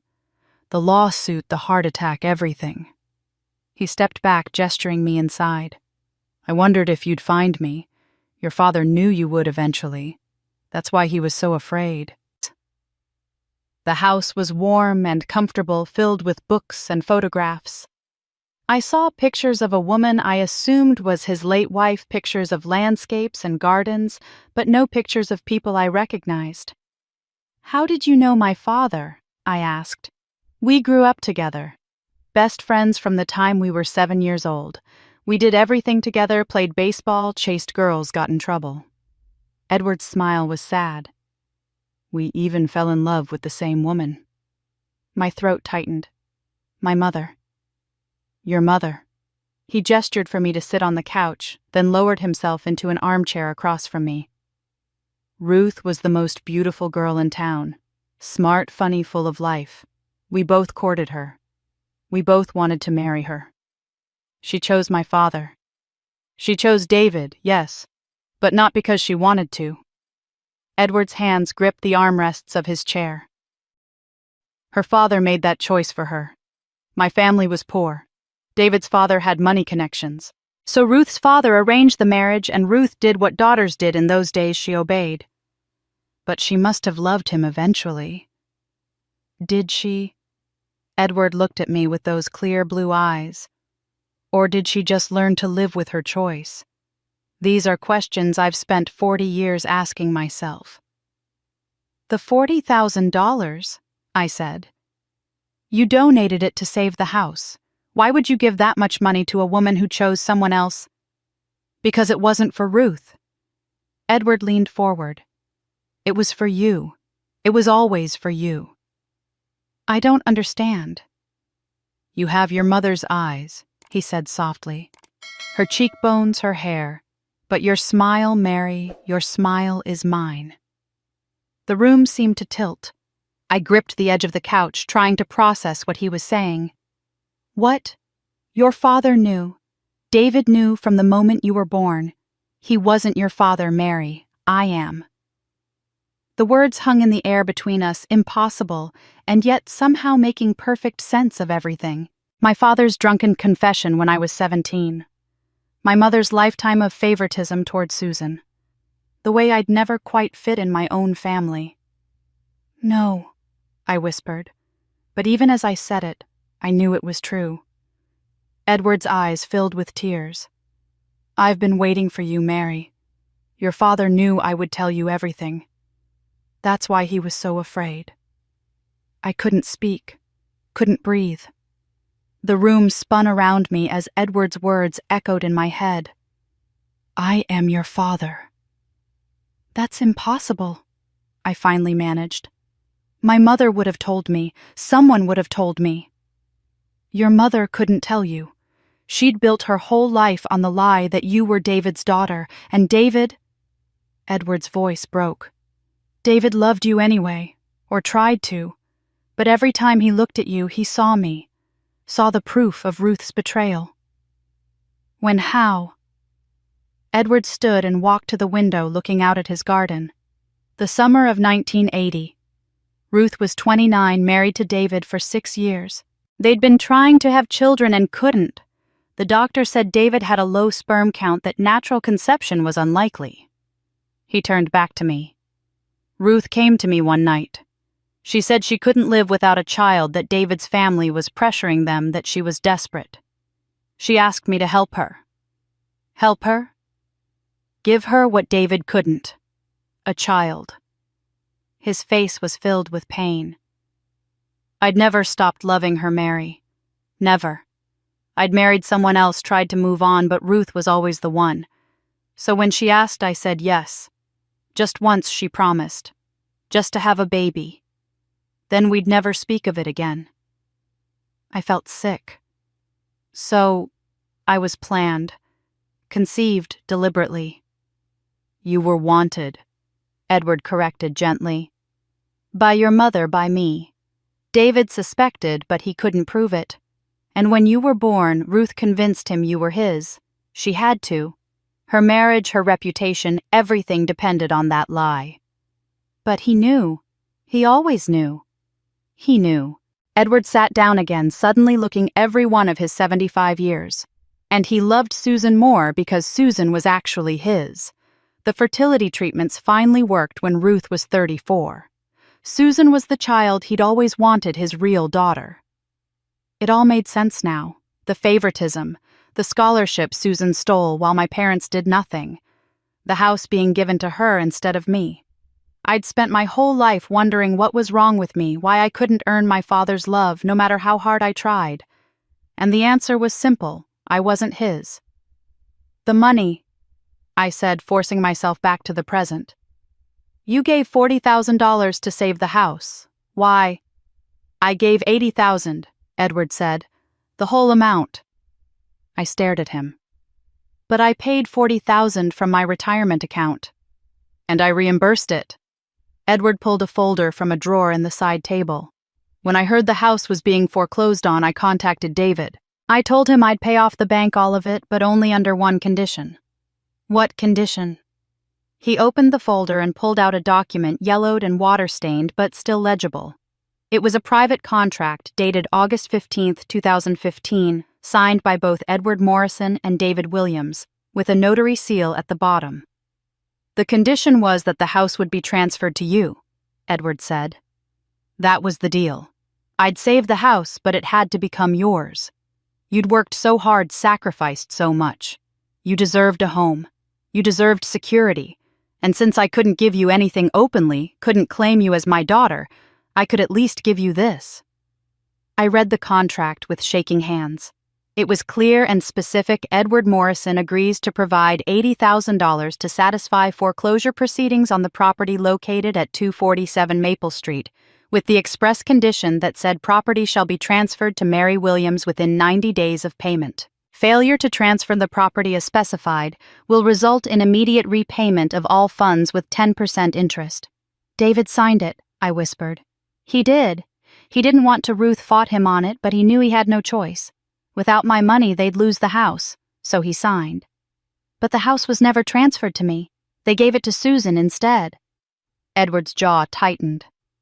"Ruth found the contract a week after David signed it. He'd hidden it in his workshop, but she was going through his things suspicious about why he'd suddenly agreed to save the house. When she found it, she destroyed it." "Destroyed it?" "Burned it. That's what David told me later when he called to confess what had happened. Ruth convinced him the contract didn't matter, that I'd never enforce it, that family was more important than legal agreements." Edward gestured to the water-damaged copy in my hands. "I kept a duplicate, stored it in a safe deposit box. It got damaged when the bank's basement flooded in 2016, but it's still readable, still legally valid." "So you had proof they violated the agreement. Why didn't you sue? Why didn't you do anything?" "Because David begged me not to." Edward's voice dropped.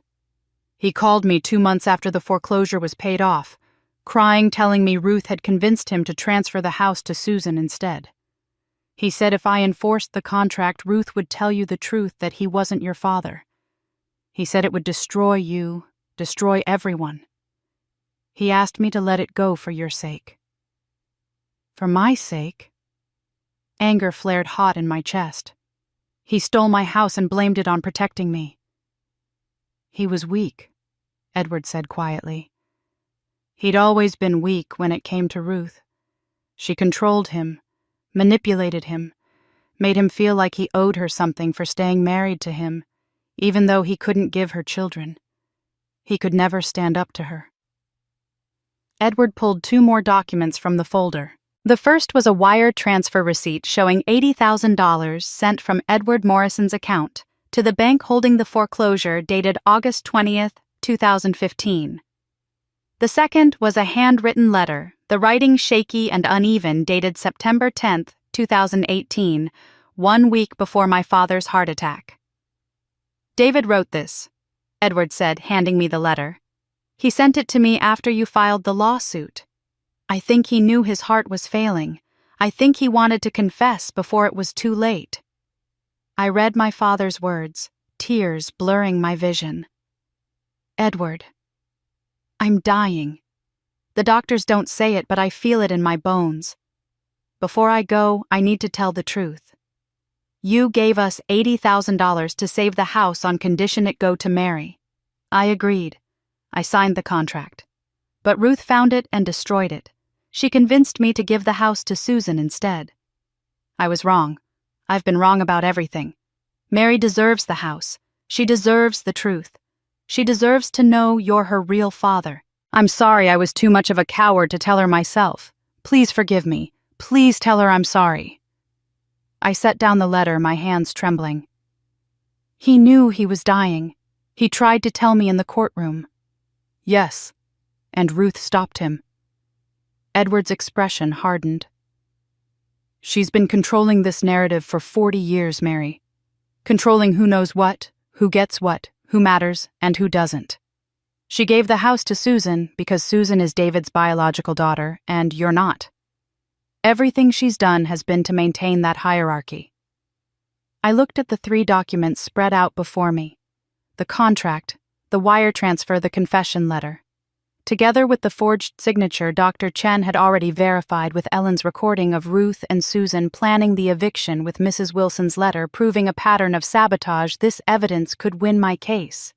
Could destroy my mother's lies, could get me the house that should have been mine all along. If you use this, Edward said quietly, your mother will never forgive you. The whole town will know she committed adultery. They'll know David wasn't your father. They'll know everything. He paused. And you might not forgive yourself for exposing her. I thought about my mother's face when my father collapsed in court. Thought about Susan crying for the cameras. Thought about all the years of favoritism and betrayal and lies. I don't need her forgiveness, I said. I need justice. Edward smiled sadly. Then take it. Take all of it. Use every weapon I've given you. But know this, Mary, once you fire this shot, there's no taking it back. Your family will never be the same. My family was never real to begin with. I had the weapon I needed, but Edward warned, if you use this, your mother will never forgive you, and you might not forgive yourself. I left Edward's house with copies of everything: the contract, the wire transfer receipt, the confession letter. He'd insisted I take the originals too, saying he had backup copies in a safe deposit box, though I noticed his hands shook as he handed them over. These documents were his only leverage, his only proof of the deal he'd made with my father, and he was trusting me with them completely. I called Linda from the car, my voice shaking with a mixture of rage and vindication. I found him. Edward is alive. And Linda, he has everything proof that he paid the full $80,000 a contract, saying the house had to go to me, even a confession letter from my father. We can win this. That's incredible, Linda said, and she sounded genuinely excited. Mary, this changes everything. When can I see the documents? I'm driving back now. Can you meet me at Ellen's in an hour? I'll be there. Linda arrived exactly on time, carrying her usual leather portfolio and wearing the concerned, supportive expression I'd come to rely on over the past 8 months. She'd been my rock through the public humiliation. The media attacks, the endless waiting while my father recovered, and the court case remained on hold. She called me almost daily, reviewed every piece of evidence, helped me prepare for depositions that kept getting postponed. She'd become more than my legal advisor. She'd become my friend. I showed her everything. She read through each document, carefully making notes, asking questions, her legal mind working through the implications. This is powerful, she said finally. The contract alone might not be enough. Private agreements can be challenged, but combined with the wire transfer proof and your father's written confession, plus the forged signature we already have, Mary, this could absolutely win your case. That's what Edward said. But we need to be strategic about how we use it. Linda tapped her pen against the contract. Harris doesn't know about this yet, right? No, I came straight to you. Good. Don't tell him. Not yet. I frowned. Why not? He's my lawyer. He needs to know what evidence we have. He needs to know eventually, Linda corrected. But right now, we have a surprise weapon.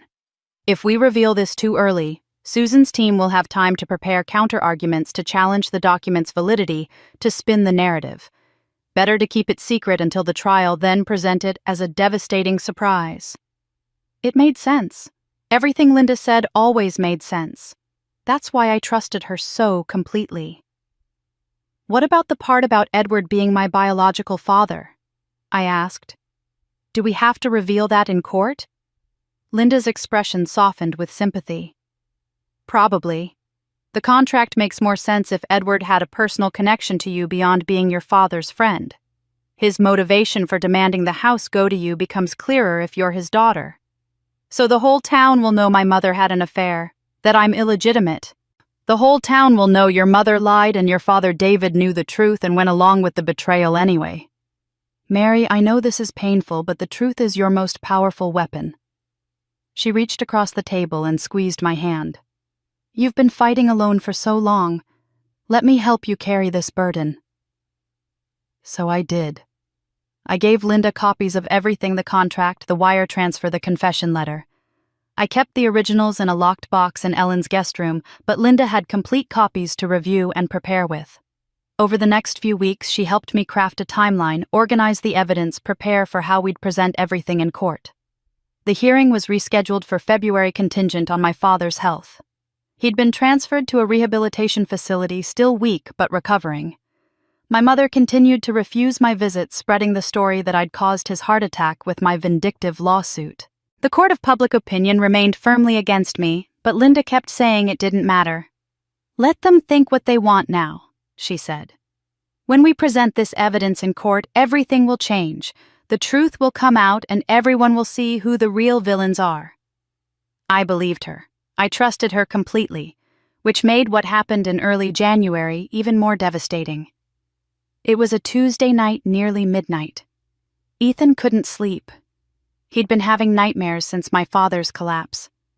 Dreams about hospitals and sirens and families breaking apart. I was lying in bed reading when I heard his footsteps in the hallway heading to the kitchen for water. Then I heard voices.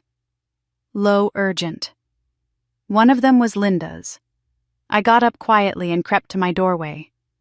Linda was in the living room, her phone pressed to her ear, speaking in a voice I'd never heard her use before, sharp, businesslike, nothing like the warm empathy she showed me. I have the contract copy, she was saying. The wire transfer receipt too, and the father's confession letter. Everything you asked for. My blood ran cold. When will you pay for my daughter's surgery? Linda continued.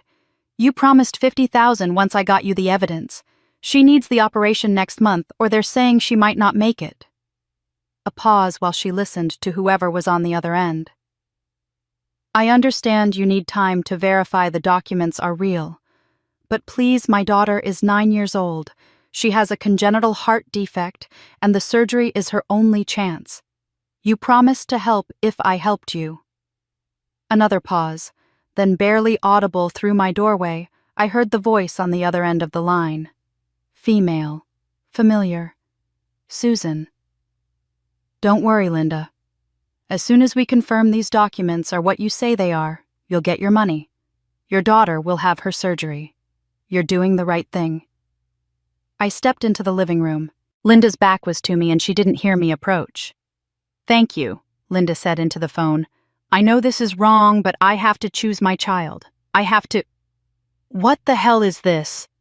Linda spun around, her face going white. She dropped the phone. Mary, I can explain. You've been working for Susan this whole time. No, not the whole time. I met you genuinely. I wanted to help you genuinely. But then Susan found out I was advising you, and she did research on me, and she discovered my daughter's condition. She offered to pay for the surgery if I gave her copies of your evidence. I felt like I'd been punched in the stomach. You've been feeding information to the other side for months. Only for 6 weeks, since mid-November after you found Edward. Susan knew you'd discovered something important, but she didn't know what. She needed to know what weapons you had so she could prepare. She offered me $50,000, Mary. My daughter is dying. The surgery costs $48,000, and our insurance won't cover it. What was I supposed to do? Not betray me. My voice broke. I trusted you. I told you everything. You were supposed to be on my side. I am on your side. My daughter comes first. She has to come first. Tears streamed down Linda's face. I'm sorry. I'm so sorry. But if you had a choice between justice for yourself and saving Ethan's life, which would you choose? The question hit me like a slap, because I knew the answer. I'd choose Ethan. Every time, without hesitation. "That doesn't make this right," I whispered. "I know, but it makes it understandable, doesn't it?" Linda's voice was pleading. "I didn't want to hurt you. I've been trying to help you as much as I can while still getting my daughter what she needs. But Susan has the copies now. She knows about Edward, the contract, everything, and I can't take it back." I thought about the locked box in my room, the original documents Edward had given me, the confession letter in my father's handwriting. Linda had copies, but I still had the originals. "Get out," I said quietly. "Get out of Ellen's house and never contact me again." "Mary, please. Your daughter needs surgery. Fine, I understand that. But you made your choice and I'm making mine. Get out." Linda gathered her things with shaking hands, still crying, still apologizing. At the door, she turned back one last time. "For what it's worth, I really did care about you. The friendship was real even if the loyalty wasn't. And I hope you win. I hope you destroy them all." Then she was gone. I stood in the living room, trembling with betrayal and rage. Susan knew about Edward now. She knew about the contract, the wire transfer, the confession letter. She'd have time to prepare counter-arguments to discredit the evidence, to spin the story her way. I'd lost the element of surprise. I'd lost my friend. But I still had one copy left, the originals, in my locked box, and nobody knew about them. After Linda left, I sat in the dark living room for over an hour, trying to decide what to do. Susan now had copies of my most powerful evidence. She'd have time to prepare, to create doubt, to attack the document's legitimacy. Harris still didn't know about any of it. I'd kept it secret per Linda's advice that now seemed designed to keep me isolated and vulnerable. At 2 a.m, I called Edward. "She betrayed me," I said when he answered, my voice hollow. "Linda was working for Susan the whole time. She gave them copies of everything." There was a long silence. Then Edward spoke, his voice steady and calm. "Come stay with me. You and Ethan. Pack your things and come here tonight."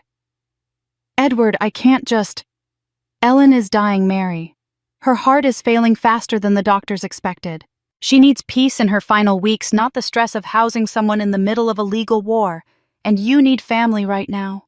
Real family." His voice softened. "Please, let me be your father. Let me help you." So at 3 a.m, I packed our meager belongings into the car while Ethan rubbed sleep from his eyes. Ellen was awake, despite the late hour, sitting in her recliner with an oxygen mask. "Go," she said when I tried to apologize for leaving. "Edward's right. You need family, and I need to rest." She squeezed my hand with surprising strength. "Win this fight, Mary. Win it for all of us who've been trampled by people who think they can get away with anything." We drove to Riverside in the dark, and Edward was waiting on his porch when we arrived, a light on in the kitchen and the smell of coffee already brewing. The next morning, sitting at his kitchen table while Ethan explored the garden outside, I told Edward about Linda's betrayal. "So Susan knows about the contract, the wire transfer, your confession letter, all of it," I finished. "She'll have time to prepare counter-arguments. Maybe claim the contract is fake, or that it was superseded by later agreements, or that it doesn't matter because—" "Mary." Edward held up his hand, stopping me. "I told you I had backup copies in a safe deposit box." "Yes, but Linda has copies too now. It doesn't matter how many copies we have if Susan knows what's coming." "You're not understanding me." Edward stood and walked to a closet, returning with a metal lockbox. "The copies I gave you weren't the backups. These are." He opened the box and pulled out a set of documents sealed in plastic. The contract, the wire transfer receipt, and the confession letter, all of them severely water-damaged, the ink bleeding, some sections barely legible. "These are the originals from my safe deposit box," Edward explained. "They were damaged in the 2016 basement flood at the bank. I thought they were ruined, so I had them professionally restored by a forensic document lab. It took a month and cost me $3,000, but they extracted and reprinted every legible word." He pulled out another set of documents. These are the forensically restored versions complete with certification from the lab that they're accurate reproductions of the damaged originals. But the ones you gave me were my personal working copies that I'd made years ago for my own files. Still legitimate, still valid. But these, he tapped the sealed documents. These are the ones with the full chain of custody documentation, forensic certification, and bank records proving they existed before 2016, before your lawsuit was ever filed. Susan can't claim you fabricated them recently because the bank has records of me storing them in 2015. I stared at the documents, understanding dawning. Susan doesn't know about these. No one does except me, and now you. Edward smiled. Linda gave Susan information that's accurate but incomplete. Susan thinks she knows what's coming. She doesn't. Over the next month, Edward became the father I'd never had. He made breakfast every morning, pancakes for Ethan, coffee, and toast for me. He helped Ethan with homework at the kitchen table, patient, in a way my father David never was. He listened when I needed to talk and sat in comfortable silence when I needed quiet. Ethan took to calling him Grandpa Ed within the first week. Is that okay? Edward asked me, his eyes uncertain. I don't want to presume. It's more than okay, I said, and meant it. In late February, Susan made her move. Marcus Webb sent a formal settlement offer through Harris, $100,000 in exchange for dropping the lawsuit and signing a non-disclosure agreement. The letter made it sound generous, almost magnanimous. Ms. Whitmore, in the spirit of family reconciliation and to spare her ailing father further stress, is willing to offer Ms. Williams a substantial sum to resolve this matter quietly and permanently. Harris called me immediately. This is a good offer, Mary. Better than what we might get at trial, especially given the negative publicity. What do you think I should do? He hesitated. Personally, take it. $100,000 is life-changing money. You could buy a small house, start fresh somewhere new. This lawsuit has destroyed your reputation in town. Even if we win, you'll never be welcome here again. Let me think about it, I said. I told Susan's lawyer I was considering the offer but needed time to discuss it with my son to make sure I was making the right choice for his future. I played the part of the exhausted single mother worn down by months of fighting, tempted by the promise of peace and money. Susan believed it. Over the next 2 weeks, she sent increasingly friendly emails through her lawyer, then directly to me. I know this has been hard on both of us. I want to move forward to heal as a family. The money is just a gesture of goodwill. Then she made her mistake. Ethan was doing homework on my laptop one evening when he called me over. Mom, Aunt Susan sent you another email. But there's something weird about it. I looked at the screen. It was a typical message from Susan talking about reconciliation and fresh starts. But Ethan was pointing at the email address in the to field. That's not your email. That's her lawyer's. But it got sent to you too, like she hit reply all by accident. He was right. The email was addressed to Marcus Webb with me accidentally copied, and the tone was completely different from the version I was supposed to see. Marcus, she's falling for it. The settlement offer has her exactly where we want her. Once she signs, the NDA will prevent her from ever talking about the forged signature or the contract. We can finally put this to bed. My mother was right, everyone has a price. Mary's is $100K. Below that was an earlier message from Susan to Webb dated 3 weeks prior. I know the contract Edward gave her seems legitimate, but so what? We can argue it was superseded by verbal agreements, or that Dad was mentally incompetent when he signed it, or that the whole thing is unenforceable. The important thing is keeping her from testifying about the forged signature. That's the only thing that could really hurt us. The settlement with NDA is the safest play. Mom, Ethan said quietly. How did we get this email? I don't know. It must have been a mistake when she replied. No, I mean, he looked uncomfortable.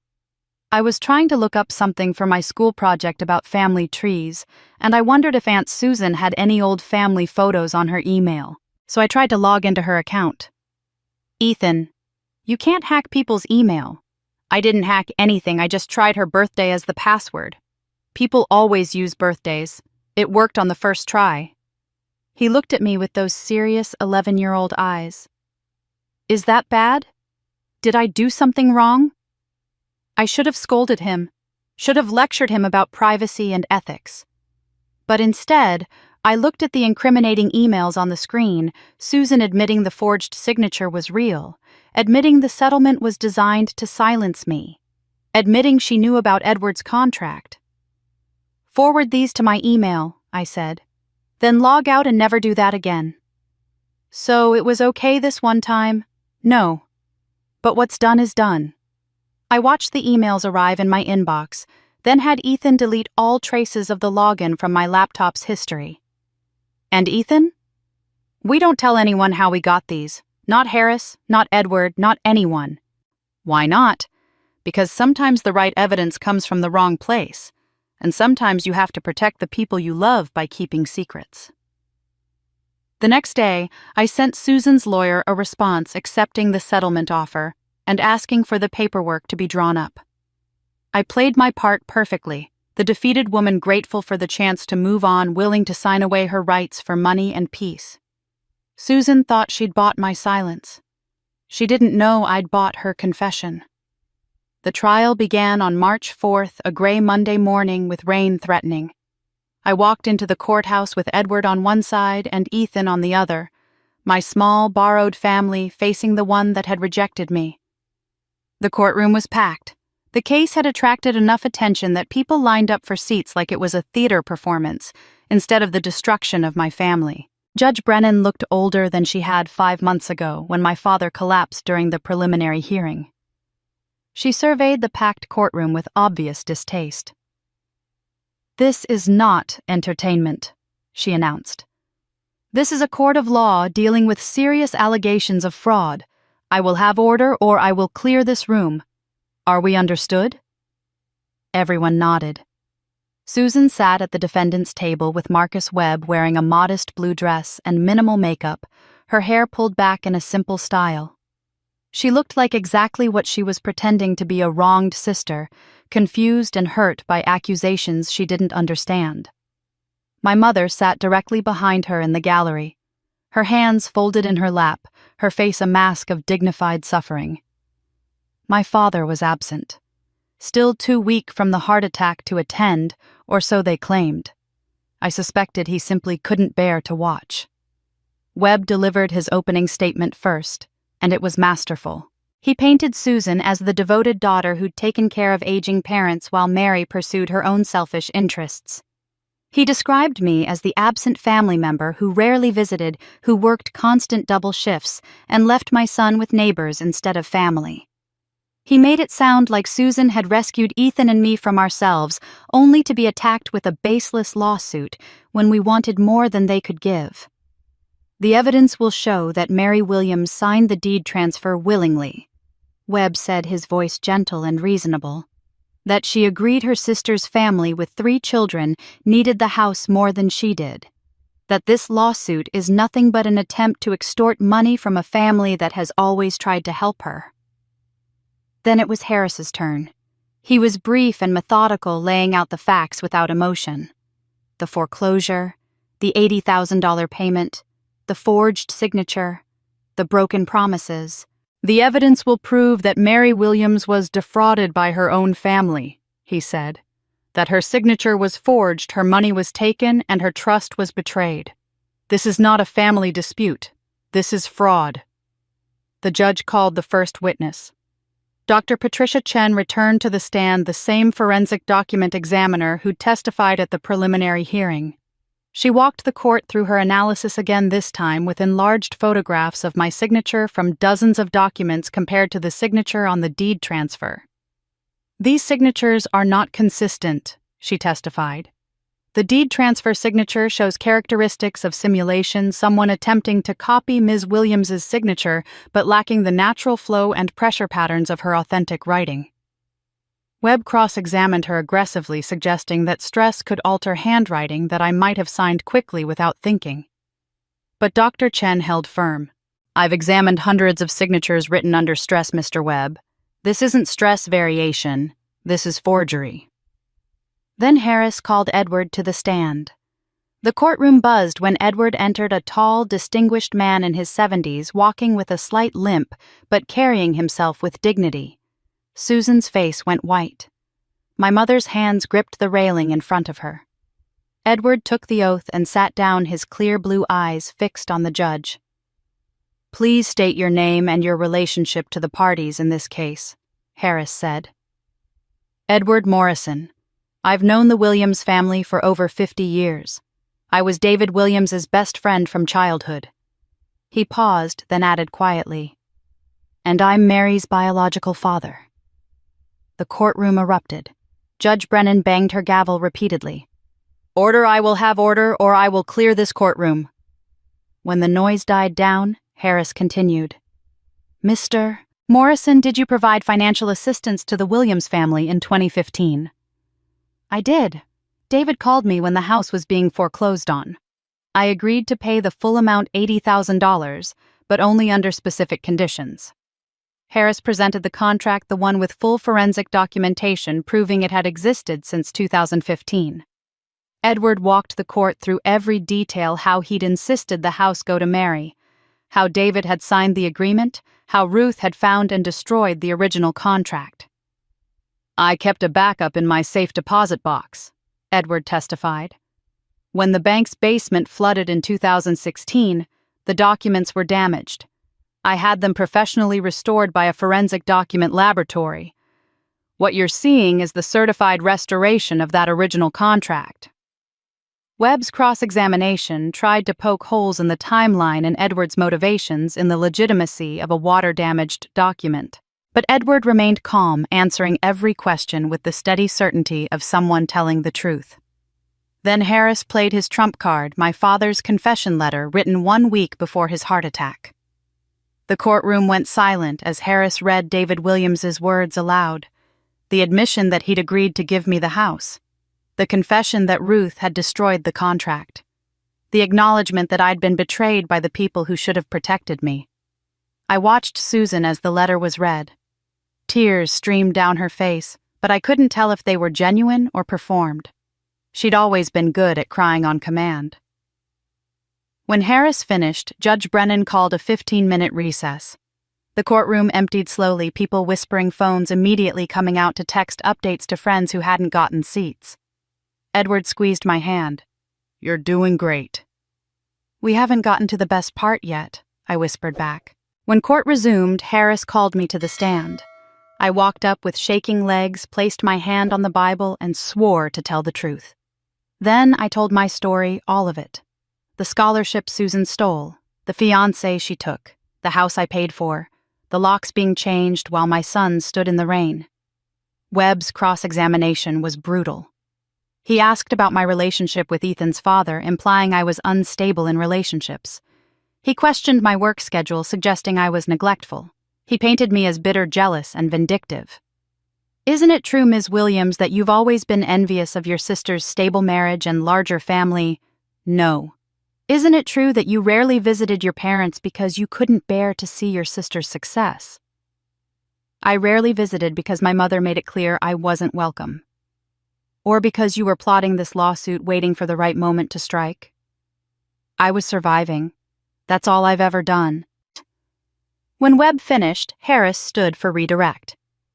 "Ms. Williams, do you have any additional evidence you'd like to present to this court?" "I do." I pulled out the printed emails, Susan's accidental confession to her lawyer. Harris entered them as evidence, and I watched Susan's face as he read them aloud. "Marcus, she's falling for it. The settlement offer has her exactly where we want her. My mother was right. Everyone has a price." And then the devastating second email. "I know the contract Edward gave her seems legitimate, but so what? We can argue it was superseded by verbal agreements, or that Dad was mentally incompetent when he signed it. The important thing is keeping her from testifying about the forged signature. That's the only thing that could really hurt us." Susan's lawyer shot to his feet. "Your Honor, I object. These emails were obtained illegally. This is a violation of attorney-client privilege." "Palms?" "Your Honor," Harris countered, These emails were sent to my client directly. Ms. Whitmore accidentally copied Ms. Williams on communications she intended to keep private. That's not illegal acquisition. That's Ms. Whitmore's own mistake. Judge Brennan reviewed the email headers carefully. The emails show Ms. Williams as a recipient accidentally copied by Ms. Whitmore's reply all error. There's no evidence of hacking or illegal access. The emails are admissible. Susan collapsed forward, her head in her hands. My mother tried to stand, tried to leave the courtroom, but Judge Brennan's voice cut through the chaos. Mrs. Williams, sit down. You're not dismissed. My mother sat, her face carved from stone. The judge banged the gavel. This court will recess until April 5th, at which time I will deliver my verdict. Until then, all parties are ordered to have no contact with each other. Court is adjourned. The courtroom erupted again, but I barely heard it. It was done, as all the evidence was out there. The forgery, the contract, the confession, Susan's own admission that she knew it was fraud. But the verdict wouldn't come for another month. And in that month, everything would fall apart. The month waiting for the verdict felt like drowning in slow motion.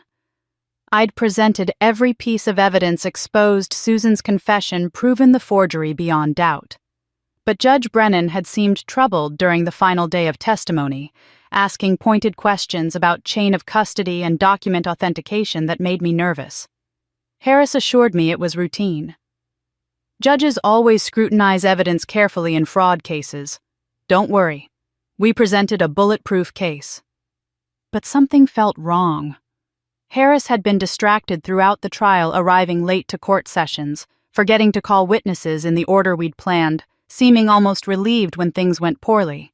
I'd attributed it to stress, to the complexity of the case, to his age showing through under pressure. Edward was less charitable. There's something off about him, he said one evening as we sat in his living room. The way he looked at me when I testified, it wasn't surprise or professional interest. It was hatred. You barely know him. I know men, and I know what 40-year-old grudges look like. It was Ethan who first noticed Harris meeting with Susan.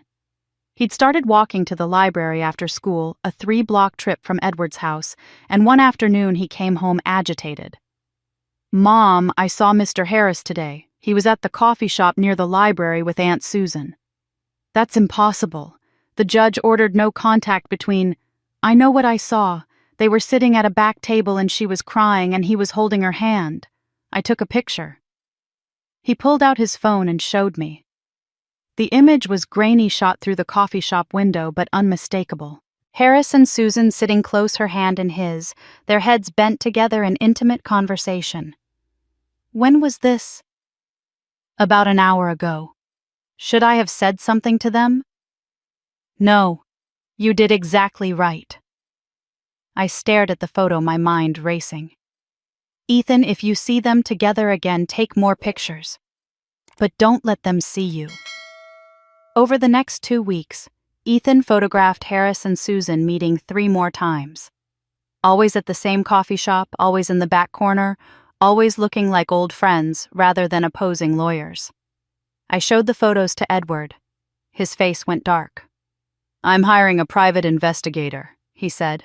Someone who can dig into Harris's finances, his background, his connections.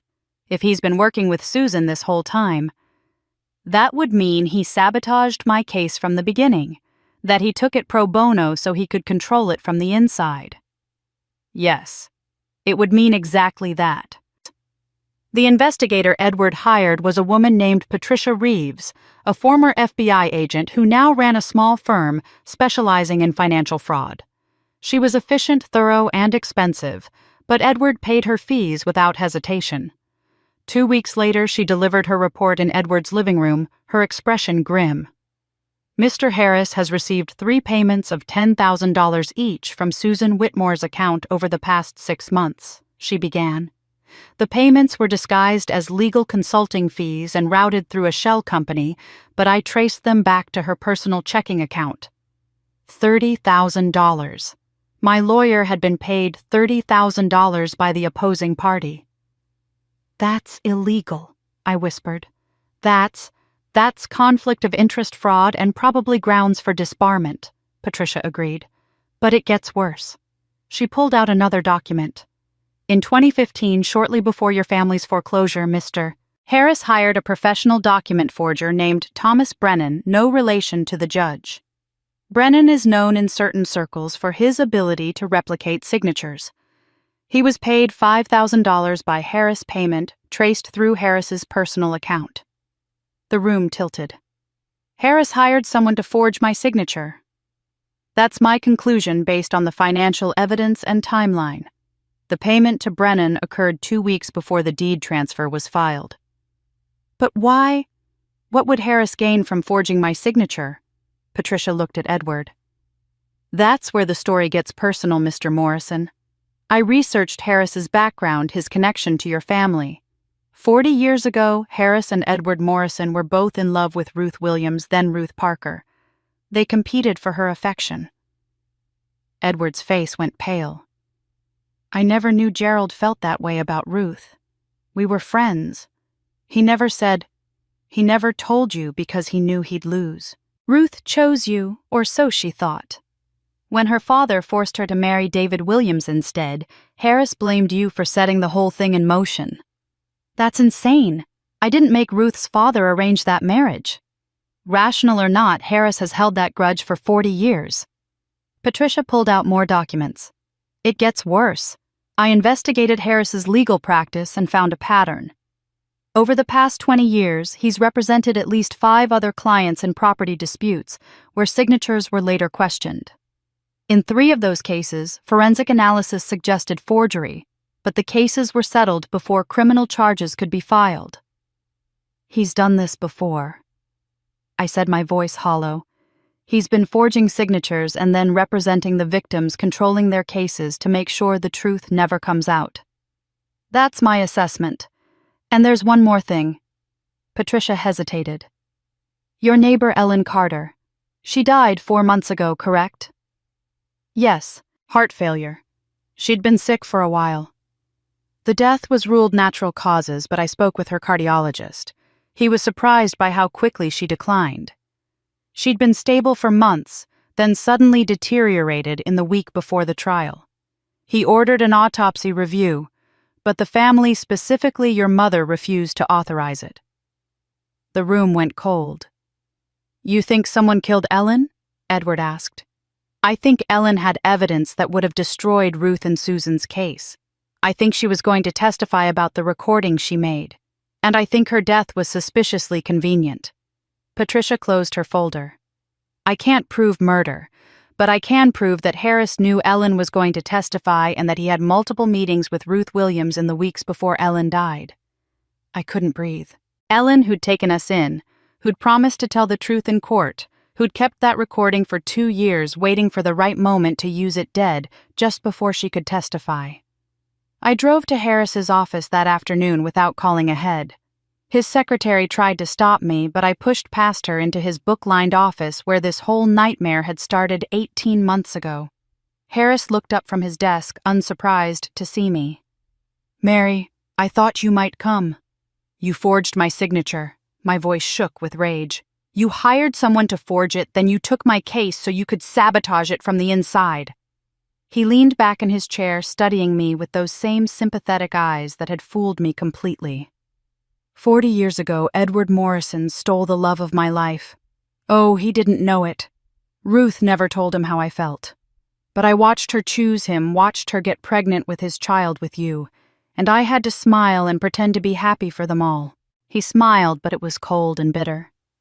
When your father came to me in 2015, desperate and broke, I saw my chance.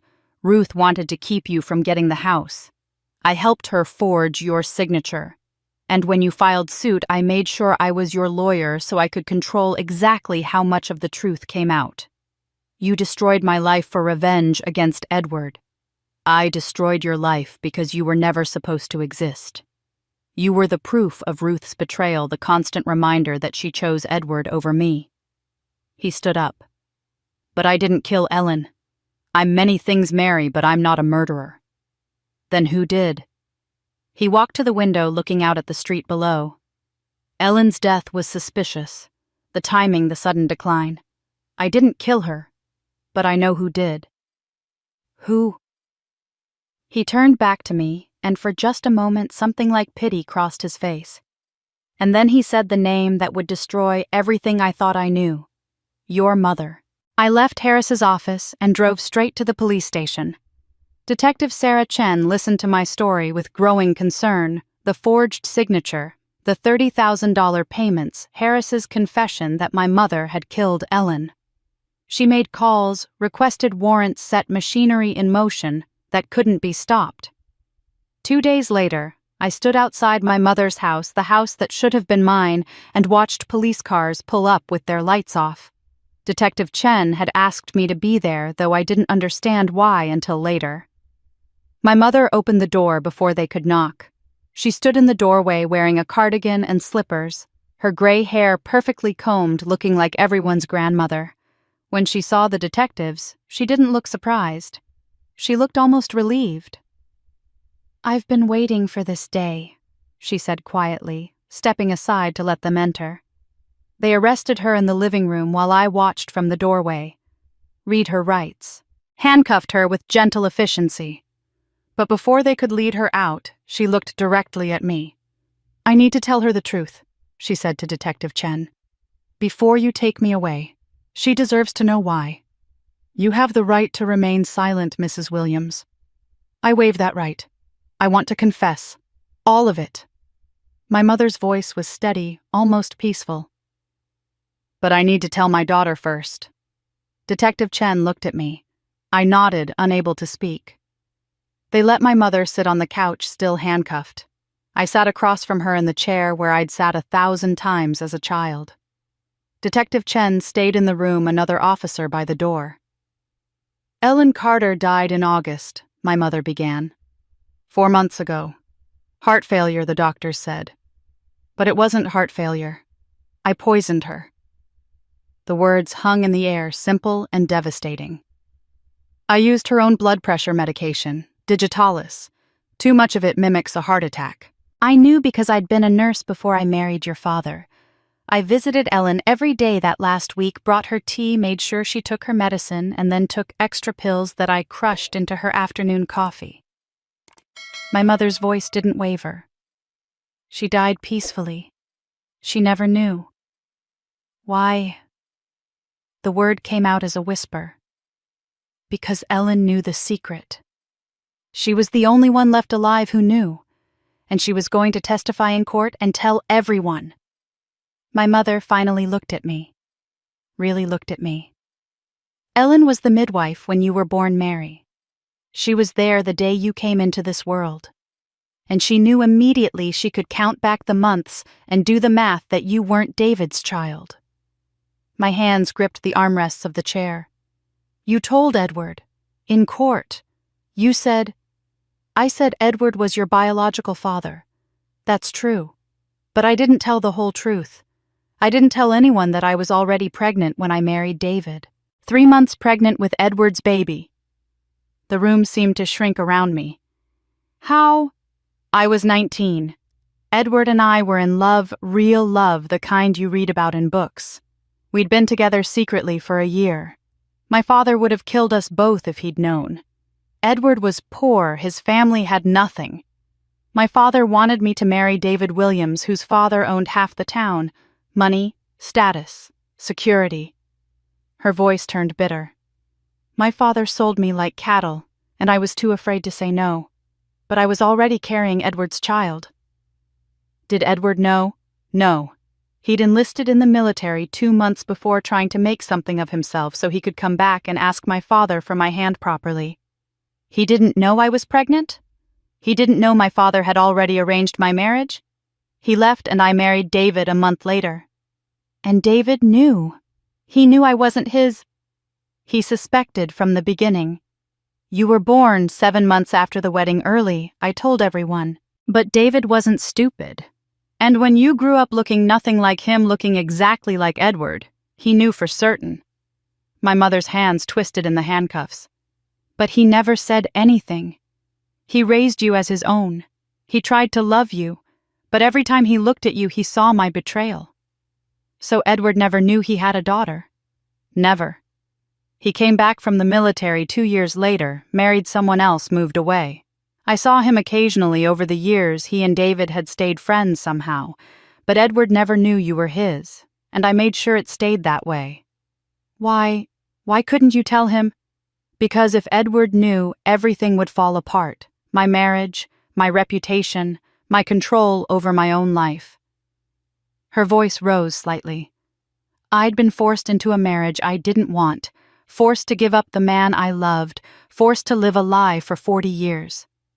The one thing I could control was the secret, and I wasn't going to let anyone take that from me.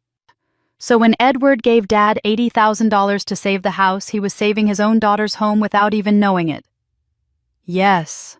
And when Ellen threatened to testify and tell the court the whole truth, not just about the forged signature, but about everything I had to stop her. My mother looked at me with something that might have been love or might have been madness. I couldn't let Edward find out. I couldn't let the whole town know. I'd rather go to prison than have everyone know I'd been lying for 40 years. Detective Chen stepped forward. Mrs. Williams, we need to take you to the station now. My mother stood dignified even in handcuffs. As they led her past me, she stopped. I'm sorry, Mary, for all of it, but not for keeping the secret. That secret was the only thing that was ever truly mine. They took her away, and I sat alone in that living room staring at walls that had witnessed 4 decades of lies. My whole life was a lie. My father wasn't my father. My mother was a murderer. And the man I'd been searching for was the only real family I ever had. Edward insisted on the DNA test, even though we both already knew the truth. For legal purposes, he said, and for closure. We went to a clinic together, had our cheeks swabbed, and waited 3 weeks for results that would confirm what my mother had already confessed. The envelope arrived on a Tuesday. Edward opened it with shaking hands, read the results, and looked up at me with tears streaming down his face. 99.9% probability of paternity, he whispered. Mary, you're my daughter. You're really my daughter. He pulled me into his arms, and I felt something break open inside my chest. 40 years of not belonging, of wondering why I was never good enough, all of it dissolving in the embrace of a man who'd searched for me without even knowing I existed. I should have known. You're so much like me. Your stubbornness, your sense of justice, even the way you tilt your head when you're thinking. I should have seen it. How could you? No one told you. I should have known anyway. He held me at arm's length, studying my face like he was memorizing it. I wasted 40 years not knowing I had a daughter. I won't waste another day. The truth shattered what remained of my family. Susan came to Edward's house 3 days after our mother's arrest, her face blotchy from crying, her usual perfection completely gone. She stood on the porch, looking small and broken. "Can I come in?" she asked. "I need to talk to you." We sat in Edward's living room, the space between us heavy with decades of resentment and betrayal. Susan twisted her hands in her lap, unable to meet my eyes. "I knew Mom forged your signature," she said finally. "I knew the house should have been yours. I told myself it didn't matter because I needed it more, because my family was bigger, because you'd always been stronger than me." Her voice cracked. "But I didn't know she killed Ellen. I swear to you, Mary, I didn't know Mom went that far. I was jealous my whole life, but I never wanted this. I never wanted anyone to die. You took the house anyway. You knew it was fraud, and you took it." "I know, and I'm sorry. I'm so sorry." She finally looked at me, and I saw genuine horror in her eyes. "Our mother is a murderer. She killed a 72-year-old woman to protect a lie. How do I live with that? How do I tell my children their grandmother poisoned someone?" I had no answer for her. I was still trying to figure out how to live with it myself. David. I couldn't think of him as my father anymore, was in psychiatric care at County Medical. The revelation that he'd raised another man's child for 40 years, that his entire marriage had been built on lies, had broken something fundamental in him. He sat in his hospital bed, staring at walls, barely speaking, barely eating. The doctors said it might be months before he could process the trauma enough to function again. That evening, I told Ethan everything. He listened quietly, his 11-year-old face serious and thoughtful. "So Grandpa Ed is really my grandpa?" he asked when I finished. "Like, actually related to us by blood?" "Yes, he's your biological grandfather." Ethan thought about this for a moment, then smiled, the first real smile I'd seen from him in weeks. "Good," he said simply. "He's the best grandpa ever anyway." Out of the mouths of children comes the clearest truth. Edward was the best grandfather Ethan could have asked for, and it turned out he'd been the real one all along. The trial was postponed indefinitely. Judge Brennan ruled that with Ruth facing murder charges and Harris facing fraud and conspiracy charges, the property case couldn't proceed until the criminal matters were resolved. My lawsuit was frozen in legal limbo, everything on hold, while the justice system processed the wreckage of my family. Harris was arrested and disbarred within a week. The evidence Patricia Reeves had gathered, combined with his own partial confession to me, was enough to charge him with conspiracy to commit fraud, forgery, and obstruction of justice. He'd spend years in prison, his 40-year revenge plot finally exposed. And I had to decide, do I still want the house, knowing it cost a woman's life? The sentences came down in July, delivered in 3 separate courtrooms over the span of 1 week.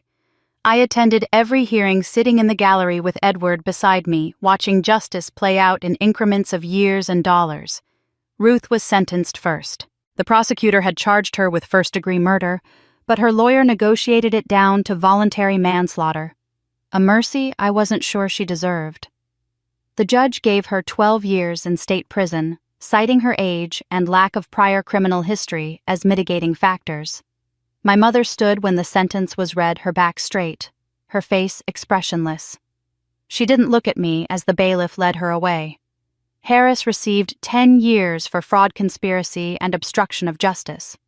He'd helped forge my signature, sabotaged my case from within, and taken $30,000 from Susan to ensure I'd lose. When the judge asked if he had anything to say, he simply shook his head. The man who'd spent 40 years plotting revenge looked tired and empty, like the hate had finally burned him hollow. Susan faced no criminal charges. She hadn't forged the signature herself, hadn't poisoned Ellen, hadn't technically broken any laws beyond accepting stolen property. But Judge Brennan wasn't finished with her. In the civil hearing that followed, the judge ordered Susan to pay me $120,000 in compensation, the $80,000 I'd paid to save the house, plus $40,000 in damages for fraud, emotional distress, and the year and a half I'd spent homeless or displaced.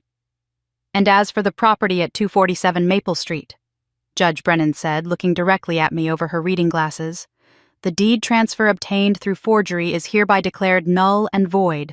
The house is awarded to Mary Williams, the rightful owner. Ms. Whitmore, you have 30 days to vacate the premises." She paused and her voice softened slightly. "Ms. Williams' fraud cannot stand in a court of law. You've proven your case beyond any doubt, but I hope you find peace in that house, not just property. Justice isn't always the same as healing." I should have felt triumphant. I'd won everything. The house, the money, the vindication I'd been seeking for 2 years. But sitting in that courtroom, listening to the judge's words, I felt nothing but emptiness. Edward drove me home to his home, not the house I'd just won, in silence. When we pulled into his driveway, he turned to me with concern etched in every line of his face. "You have the house," he said quietly. "But are you happy?" I couldn't answer him. Over the next month, I watched Susan's life disintegrate from a distance. She sold her car to raise money for the compensation. Her jewelry, her designer clothes, everything of value went to pay the debt she owed me. The town that had once supported her now whispered behind her back. Her mother was a murderer, her family built on fraud and lies. Her children came home from school crying because classmates called their grandmother a killer. Her husband, who'd stood by her through the lawsuit, grew distant and cold, their marriage cracking under the weight of shame and financial strain. I should have felt vindicated by her suffering. Instead, I just felt tired. Susan came to Edward's house on the 28th day, 2 days before she had to vacate.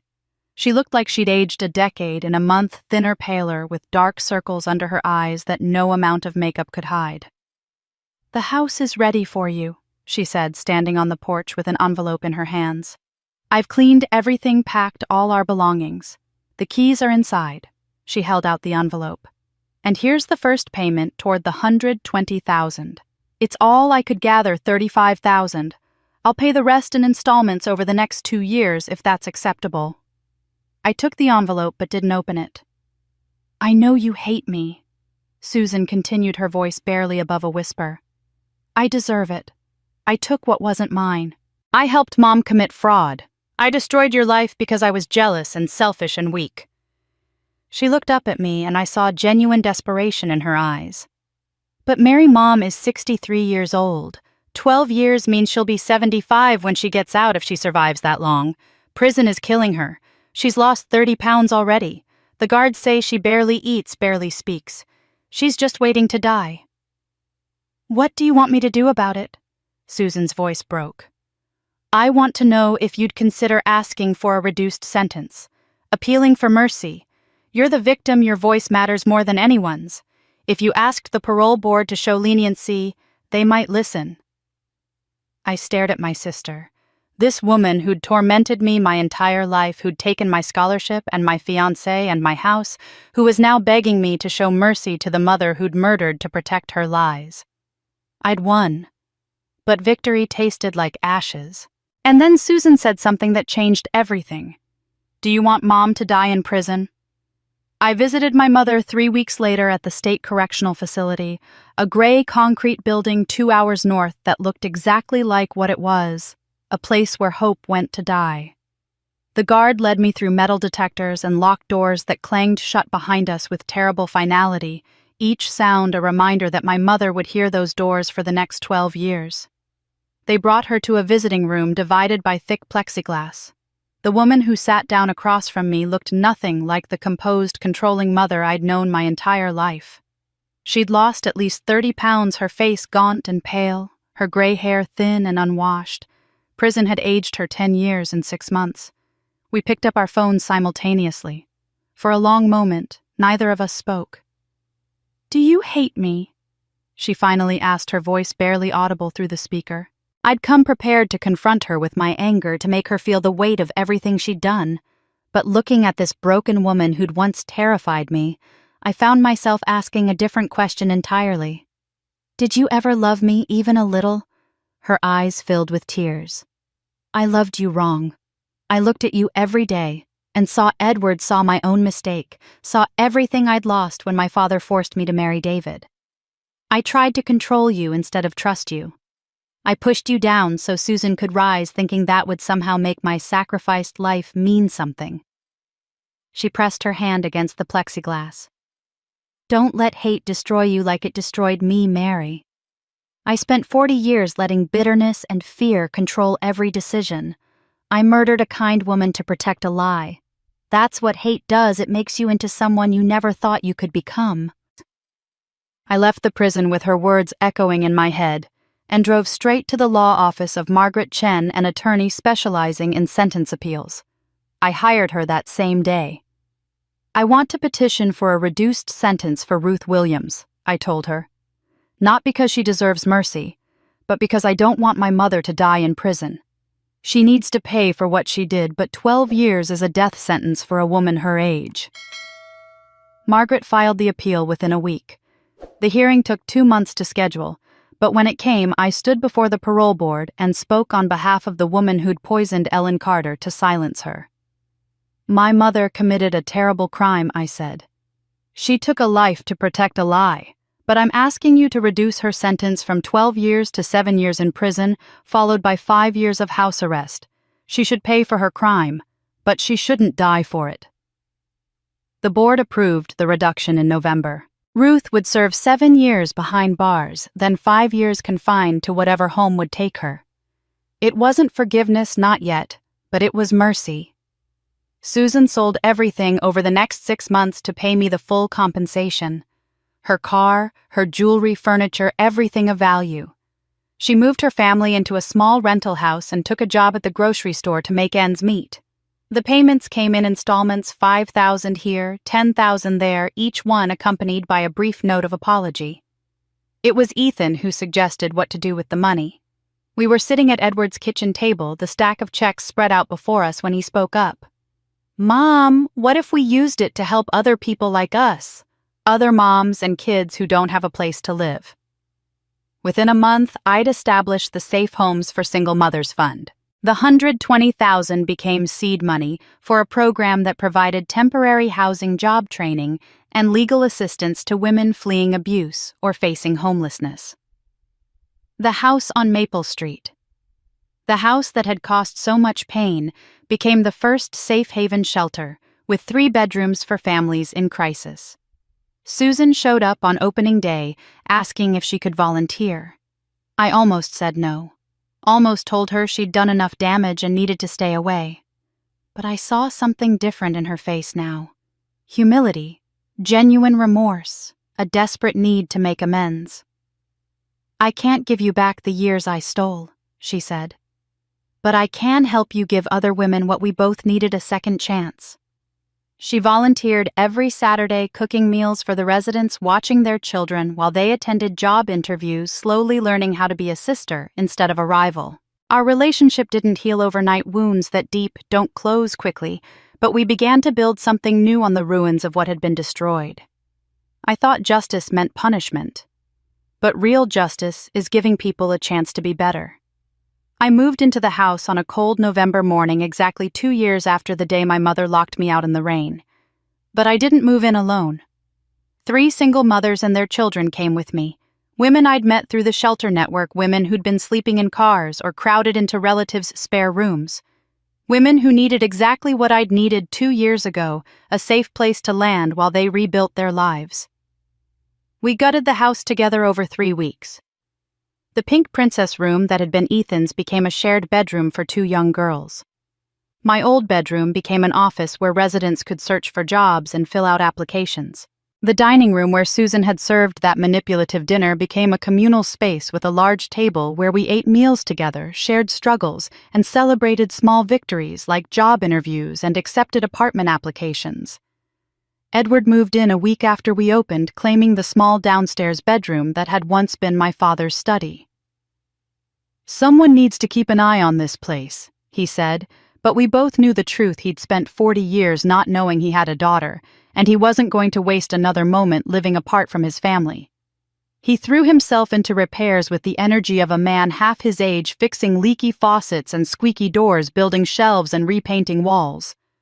On Saturday mornings, he taught Ethan woodworking in the garage. The 2 of them bent over projects with the same serious concentration, the same careful precision. The surprise came when David showed up one afternoon with a toolbox and a tentative expression. He'd been released from psychiatric care the month before, fragile but functional, living in a small apartment across town. He stood on the porch, looking uncertain, like he wasn't sure he had the right to be there. "I'd like to help," he said simply. "With the renovations, if you'll let me." I almost said no. This man had raised me knowing I wasn't his daughter, had treated me as less than Susan my entire childhood, had stood by while my mother betrayed me again and again. But I saw something different in his face now, not the weak, guilty man who'd let Ruth control his life, but someone trying desperately to make amends for 40 years of cowardice. "We're rebuilding the back deck," I said. "Could use an extra pair of hands." He worked alongside Edward for weeks, the 2 men who'd both loved Ruth, finding a strange peace in physical labor and shared purpose. They didn't talk much, but I'd catch them exchanging glances occasionally, acknowledgments of pain, of loss, of the complicated mess we'd all survived. The town's reaction to Safe Haven was hostile at first. The scandal of Ruth's murder conviction and the revelation of my parentage had made us pariahs. Neighbors complained about increased traffic, worried about property values, muttered about those women who needed charity. But attitudes shifted as months passed and people saw what we were actually doing, helping women get back on their feet, keeping children off the streets, giving second chances to people who'd made mistakes or simply had bad luck. The church that had once judged me so harshly donated furniture. The grocery store where Susan worked provided discounted food. Local businesses began offering job interviews to our residents. Slowly, grudgingly, the community accepted that the House of Lies had become a house of healing. We unveiled the sign on a sunny Saturday in late November. Edward had carved it himself from oak wood, the letters burned deep and permanent. The gathered residents, volunteers, and a handful of supportive neighbors watched as we hung it above the front door. Ruth's house, a safe haven for second chances. Below, in smaller letters, in memory of Ellen Carter, who believed everyone deserves a home. I named it after my mother, not to honor her, but to transform what she'd broken into something that could heal. Her lies had built this house. Her murder had nearly destroyed it. But now her name would be attached to something redemptive, a place where women like me could find safety when their families failed them. That evening, after the residents had gone to bed and Edward and Ethan were watching a movie in the living room, I stood in the kitchen where my mother had once told me I didn't live there anymore. The house smelled like fresh paint and Ellen's cinnamon rolls, a recipe one of the residents had found and made for everyone. Through the window, I could see the garden Edward had planted, the deck David had helped rebuild, the swing set we'd installed for the children. For the first time in my life, the house felt like home. But there was one more thing I needed to do: visit Mom one last time. The letters started arriving in late September, one every week, written on prison stationery in my mother's careful handwriting. The first one I almost threw away unopened. The second I read with my jaw clenched and anger burning in my chest. But by the third, something had shifted in her words. A rawness, a honesty I'd never heard from her before. She wrote about her childhood, about her father's cruelty and her mother's silence. She wrote about falling in love with Edward when she was 18, about stolen moments and secret promises. She wrote about the terror of discovering she was pregnant and knowing her father would never allow her to marry a poor man. She wrote about 40 years of living a lie and how that lie had poisoned everything it touched. And in every letter she apologized, not with excuses or justifications, but with simple, devastating honesty about the pain she'd caused. The prison chaplain called me in November. "Your mother has been attending therapy and group counseling," she said. "She's helping other inmates work through their guilt and trauma. She's become a mentor to younger women. I've been doing this work for 20 years, and I've learned to recognize genuine transformation. Your mother is changing." It was that phone call that made me realize what needed to happen. I called Edward that evening and asked him a question I'd been afraid to ask. "Do you want to see her? After all these years, do you want to see Ruth?" His silence lasted so long I thought he'd hung up. Then quietly, "Yes. God help me, but yes." I arranged a special visitation for early December, pulling strings and calling in favors until the prison approved a private meeting room instead of the usual plexiglass barrier. Edward was silent on the 2-hour drive, his hands folded in his lap, his face unreadable. They brought my mother into the small room, and I watched two people who'd loved each other 40 years ago see each other for the first time since their world fell apart. Edward stood slowly, his eyes never leaving her face. My mother stopped in the doorway, one hand pressed to her mouth. "Edward," she whispered. "Ruth."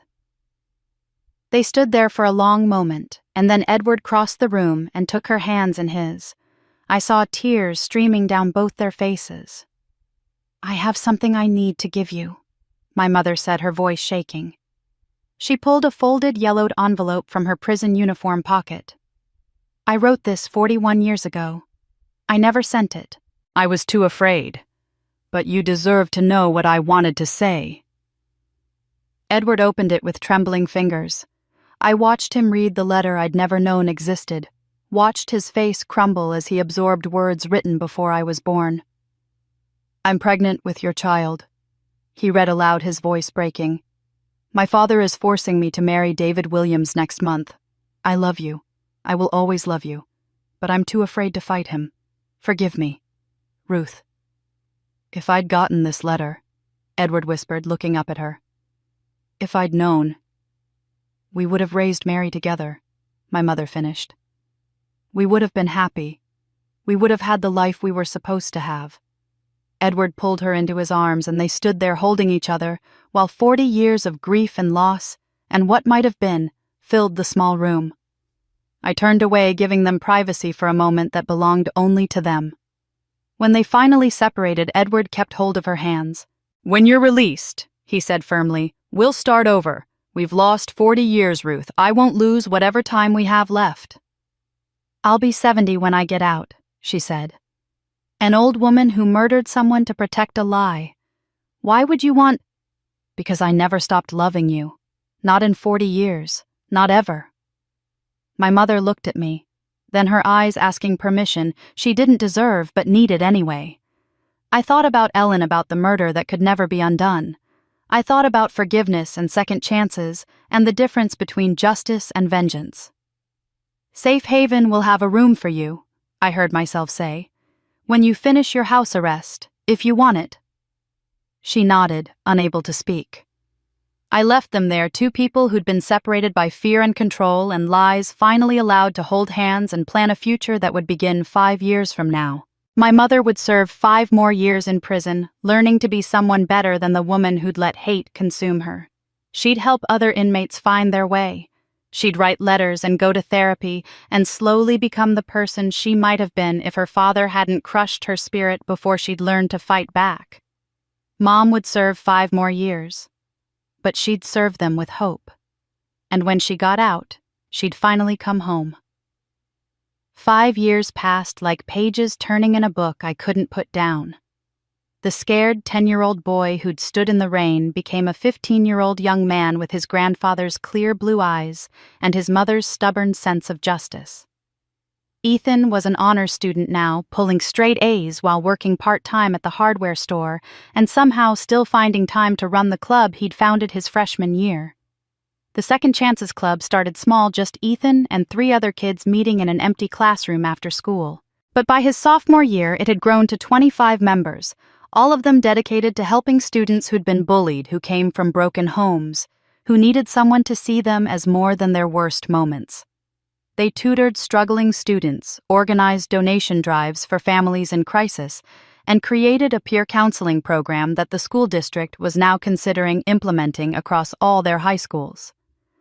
I sat in the audience at Lincoln High School's October Assembly, Edward beside me watching my son walk onto the stage to address 500 students and faculty. The principal had asked him to speak about the Second Chances Club and why he'd started it. I knew the real story, but I'd never heard Ethan tell it publicly before. He stood at the podium looking calm and confident, so different from the frightened child he'd been 7 years ago. When he spoke, his voice carried clearly through the auditorium. 7 years ago, I came home from school and stood in the rain for 3 hours because my key didn't work anymore. My grandmother had changed the locks and decided my mom and I didn't deserve to live in our own home. We slept in a car for weeks. People called my mom a liar and said terrible things about our family. I was 10 years old and I thought my whole world was ending. The auditorium was completely silent. But my mom lost everything and didn't lose herself. She could have chosen revenge.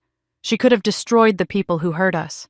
Instead, she chose forgiveness over bitterness and justice over vengeance. She fought for what was right, but when she won, she didn't keep the victory for herself.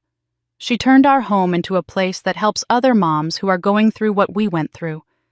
In the past 5 years, Safe Haven has helped 127 single mothers and their children find stability, find jobs, find hope.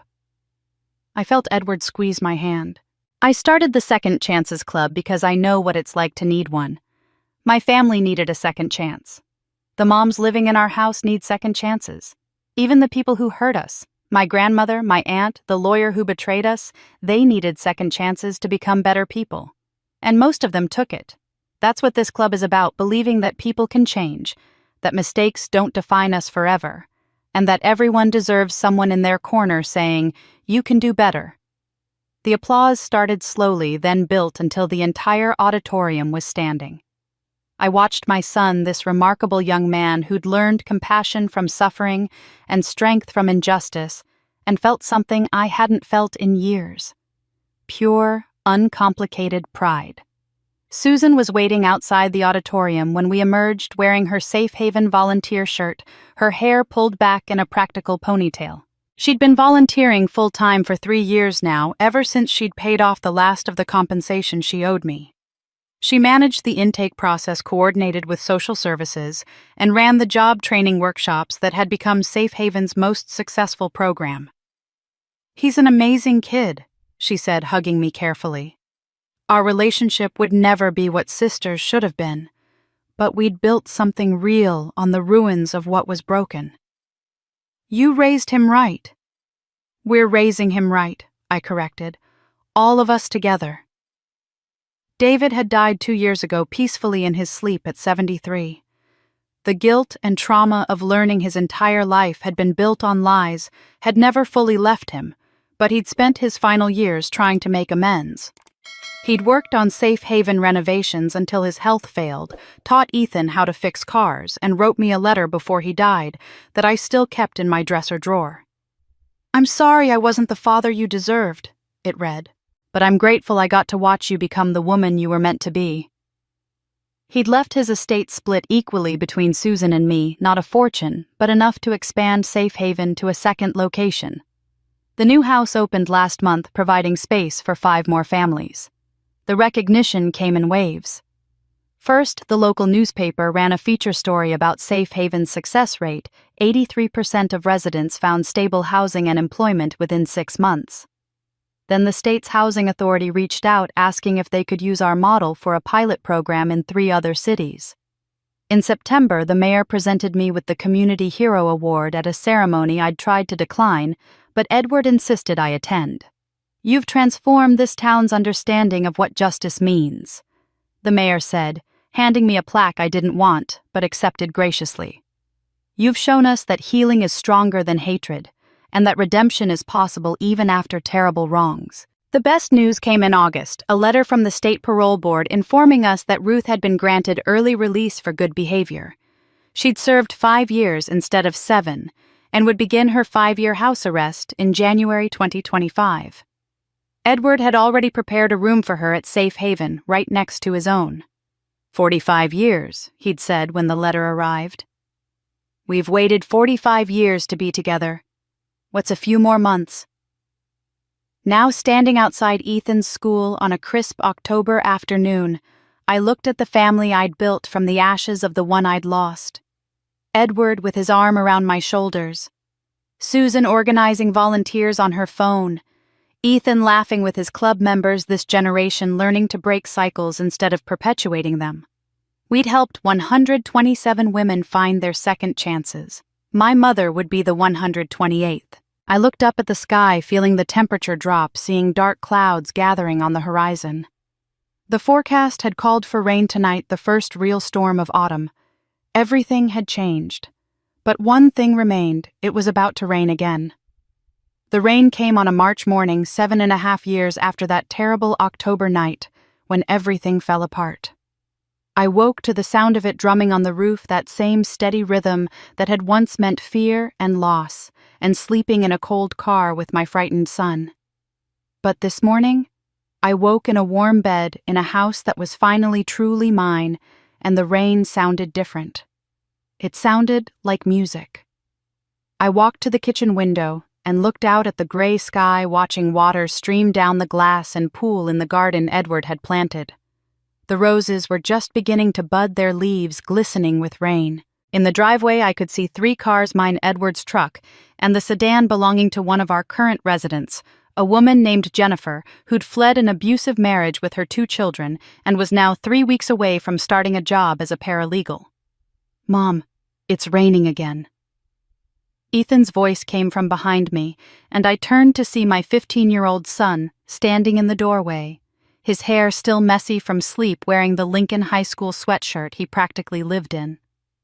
I smiled at him, remembering another rainy day when he'd been 10 years old and terrified when we'd had nowhere to go and no one to help us. "Yes. Do you want to stand outside like we used to?" He came to stand beside me at the window, tall enough now that I had to look up slightly to meet his eyes. "No. This time, let's watch from inside." together. So we stood there together, mother and son, watching the rain fall on a home that had been lost and found and transformed into something better than it had ever been before. Behind us, I heard Edward's footsteps as he came into the kitchen and started making his famous Saturday morning pancakes. The smell of butter and vanilla filled the house, mixing with the scent of coffee and the rain-fresh air coming through the slightly open window. The doorbell rang at 8:30. Susan arrived with her daughter Emma, both of them carrying grocery bags for the communal breakfast we shared every Saturday with whoever was living at Safe Haven. Emma and Ethan had become genuine friends over the years, bonding over their shared, complicated family history and their determination to build something better from it.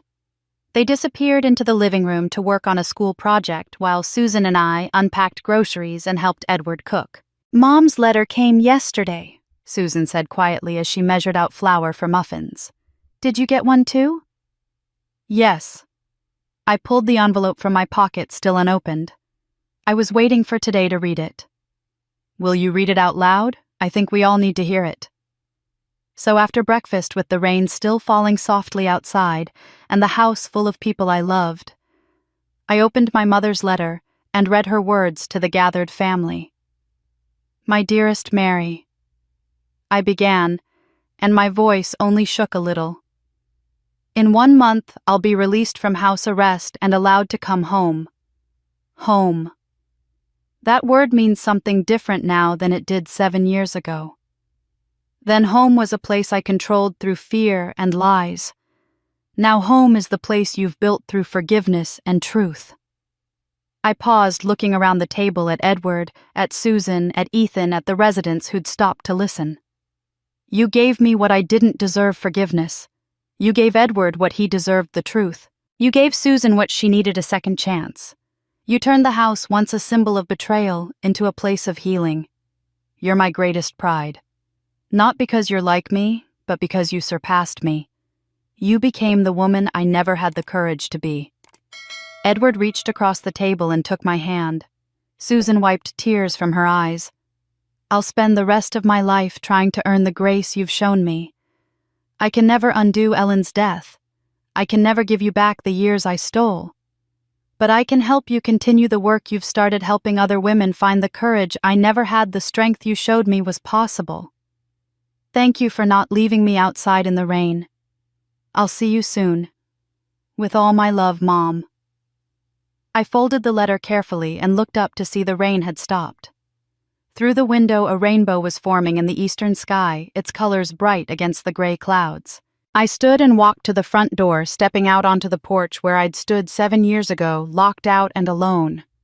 Now I looked at the sign Edward had carved, still hanging proudly above the door. "Ruth's House, a safe haven for second chances, in memory of Ellen Carter, who believed everyone deserves a home." Behind me, I could hear the sounds of family. Children laughing as they played in the living room. Edward teaching Ethan something about fixing the loose cabinet hinge, their voices low and patient. Susan in the kitchen with Jennifer, showing her how to make the casserole she could prepare ahead for her first week at her new job. The washing machine humming, someone's phone ringing. The normal, beautiful chaos of a house full of life. I stood in the center of it all and smiled, thinking about everything that had brought us to this moment. They say home is where the heart is. But I learned that home is where forgiveness lives, where second chances grow, where broken people become whole again. That rainy night 7 years ago, I lost a house. But I found something more. I found myself. I found my father. I found the strength to forgive. And in forgiving others, I finally forgave myself. The rain came again, but this time no one was left outside. Mary's Safe Haven program helped 127 single mothers over 5 years, providing not just housing, but hope and a pathway to independence. Ruth was released from house arrest in April 2025 and lived at Safe Haven with Mary, Edward, and Ethan until her peaceful death in 2029 at age 73. She spent those 4 years volunteering with the program, mentoring women who'd made mistakes and needed to believe in second chances. Edward and Ruth married in a small ceremony in 2026, 48 years after they first fell in love. They had 4 years together before Ruth's death, 4 years of the happiness they should have had all along. Susan and Mary co-founded a nonprofit organization for domestic abuse survivors in 2027, expanding their mission beyond housing to include legal advocacy and trauma counseling. The organization now operates in 6 states.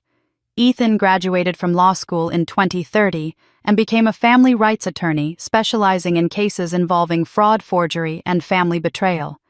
He never charges clients who can't afford to pay. "My mom taught me that justice shouldn't have a price tag," he tells people. Justice is not always about winning. Sometimes it's about everyone getting a second chance to do better.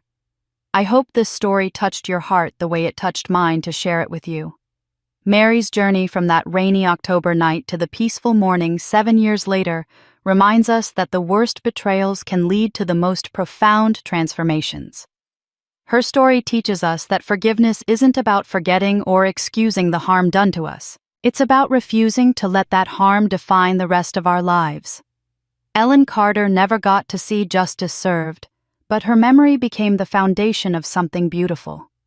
David lived long enough to make amends even if he couldn't undo the past. Ruth found redemption not through escape from consequences, but through facing them with courage.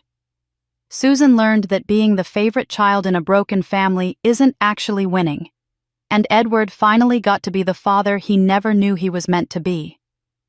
What would you have done in Mary's place? When you finally had the power to destroy the people who hurt you, would you have chosen mercy? Could you have turned a house built on lies into a home built on grace? These aren't easy questions, and I don't think there are perfect answers. But I believe Mary chose right. She chose the harder path, the one that required more strength than revenge ever would. If this story resonated with you, please share it with someone who needs to hear it. And if you're going through your own rainy season right now, remember, these storms don't last forever, and sometimes the breaking is what lets the light in. Thank you for letting me share Mary's story with you. What part of her journey spoke to you most? I'd love to hear your thoughts.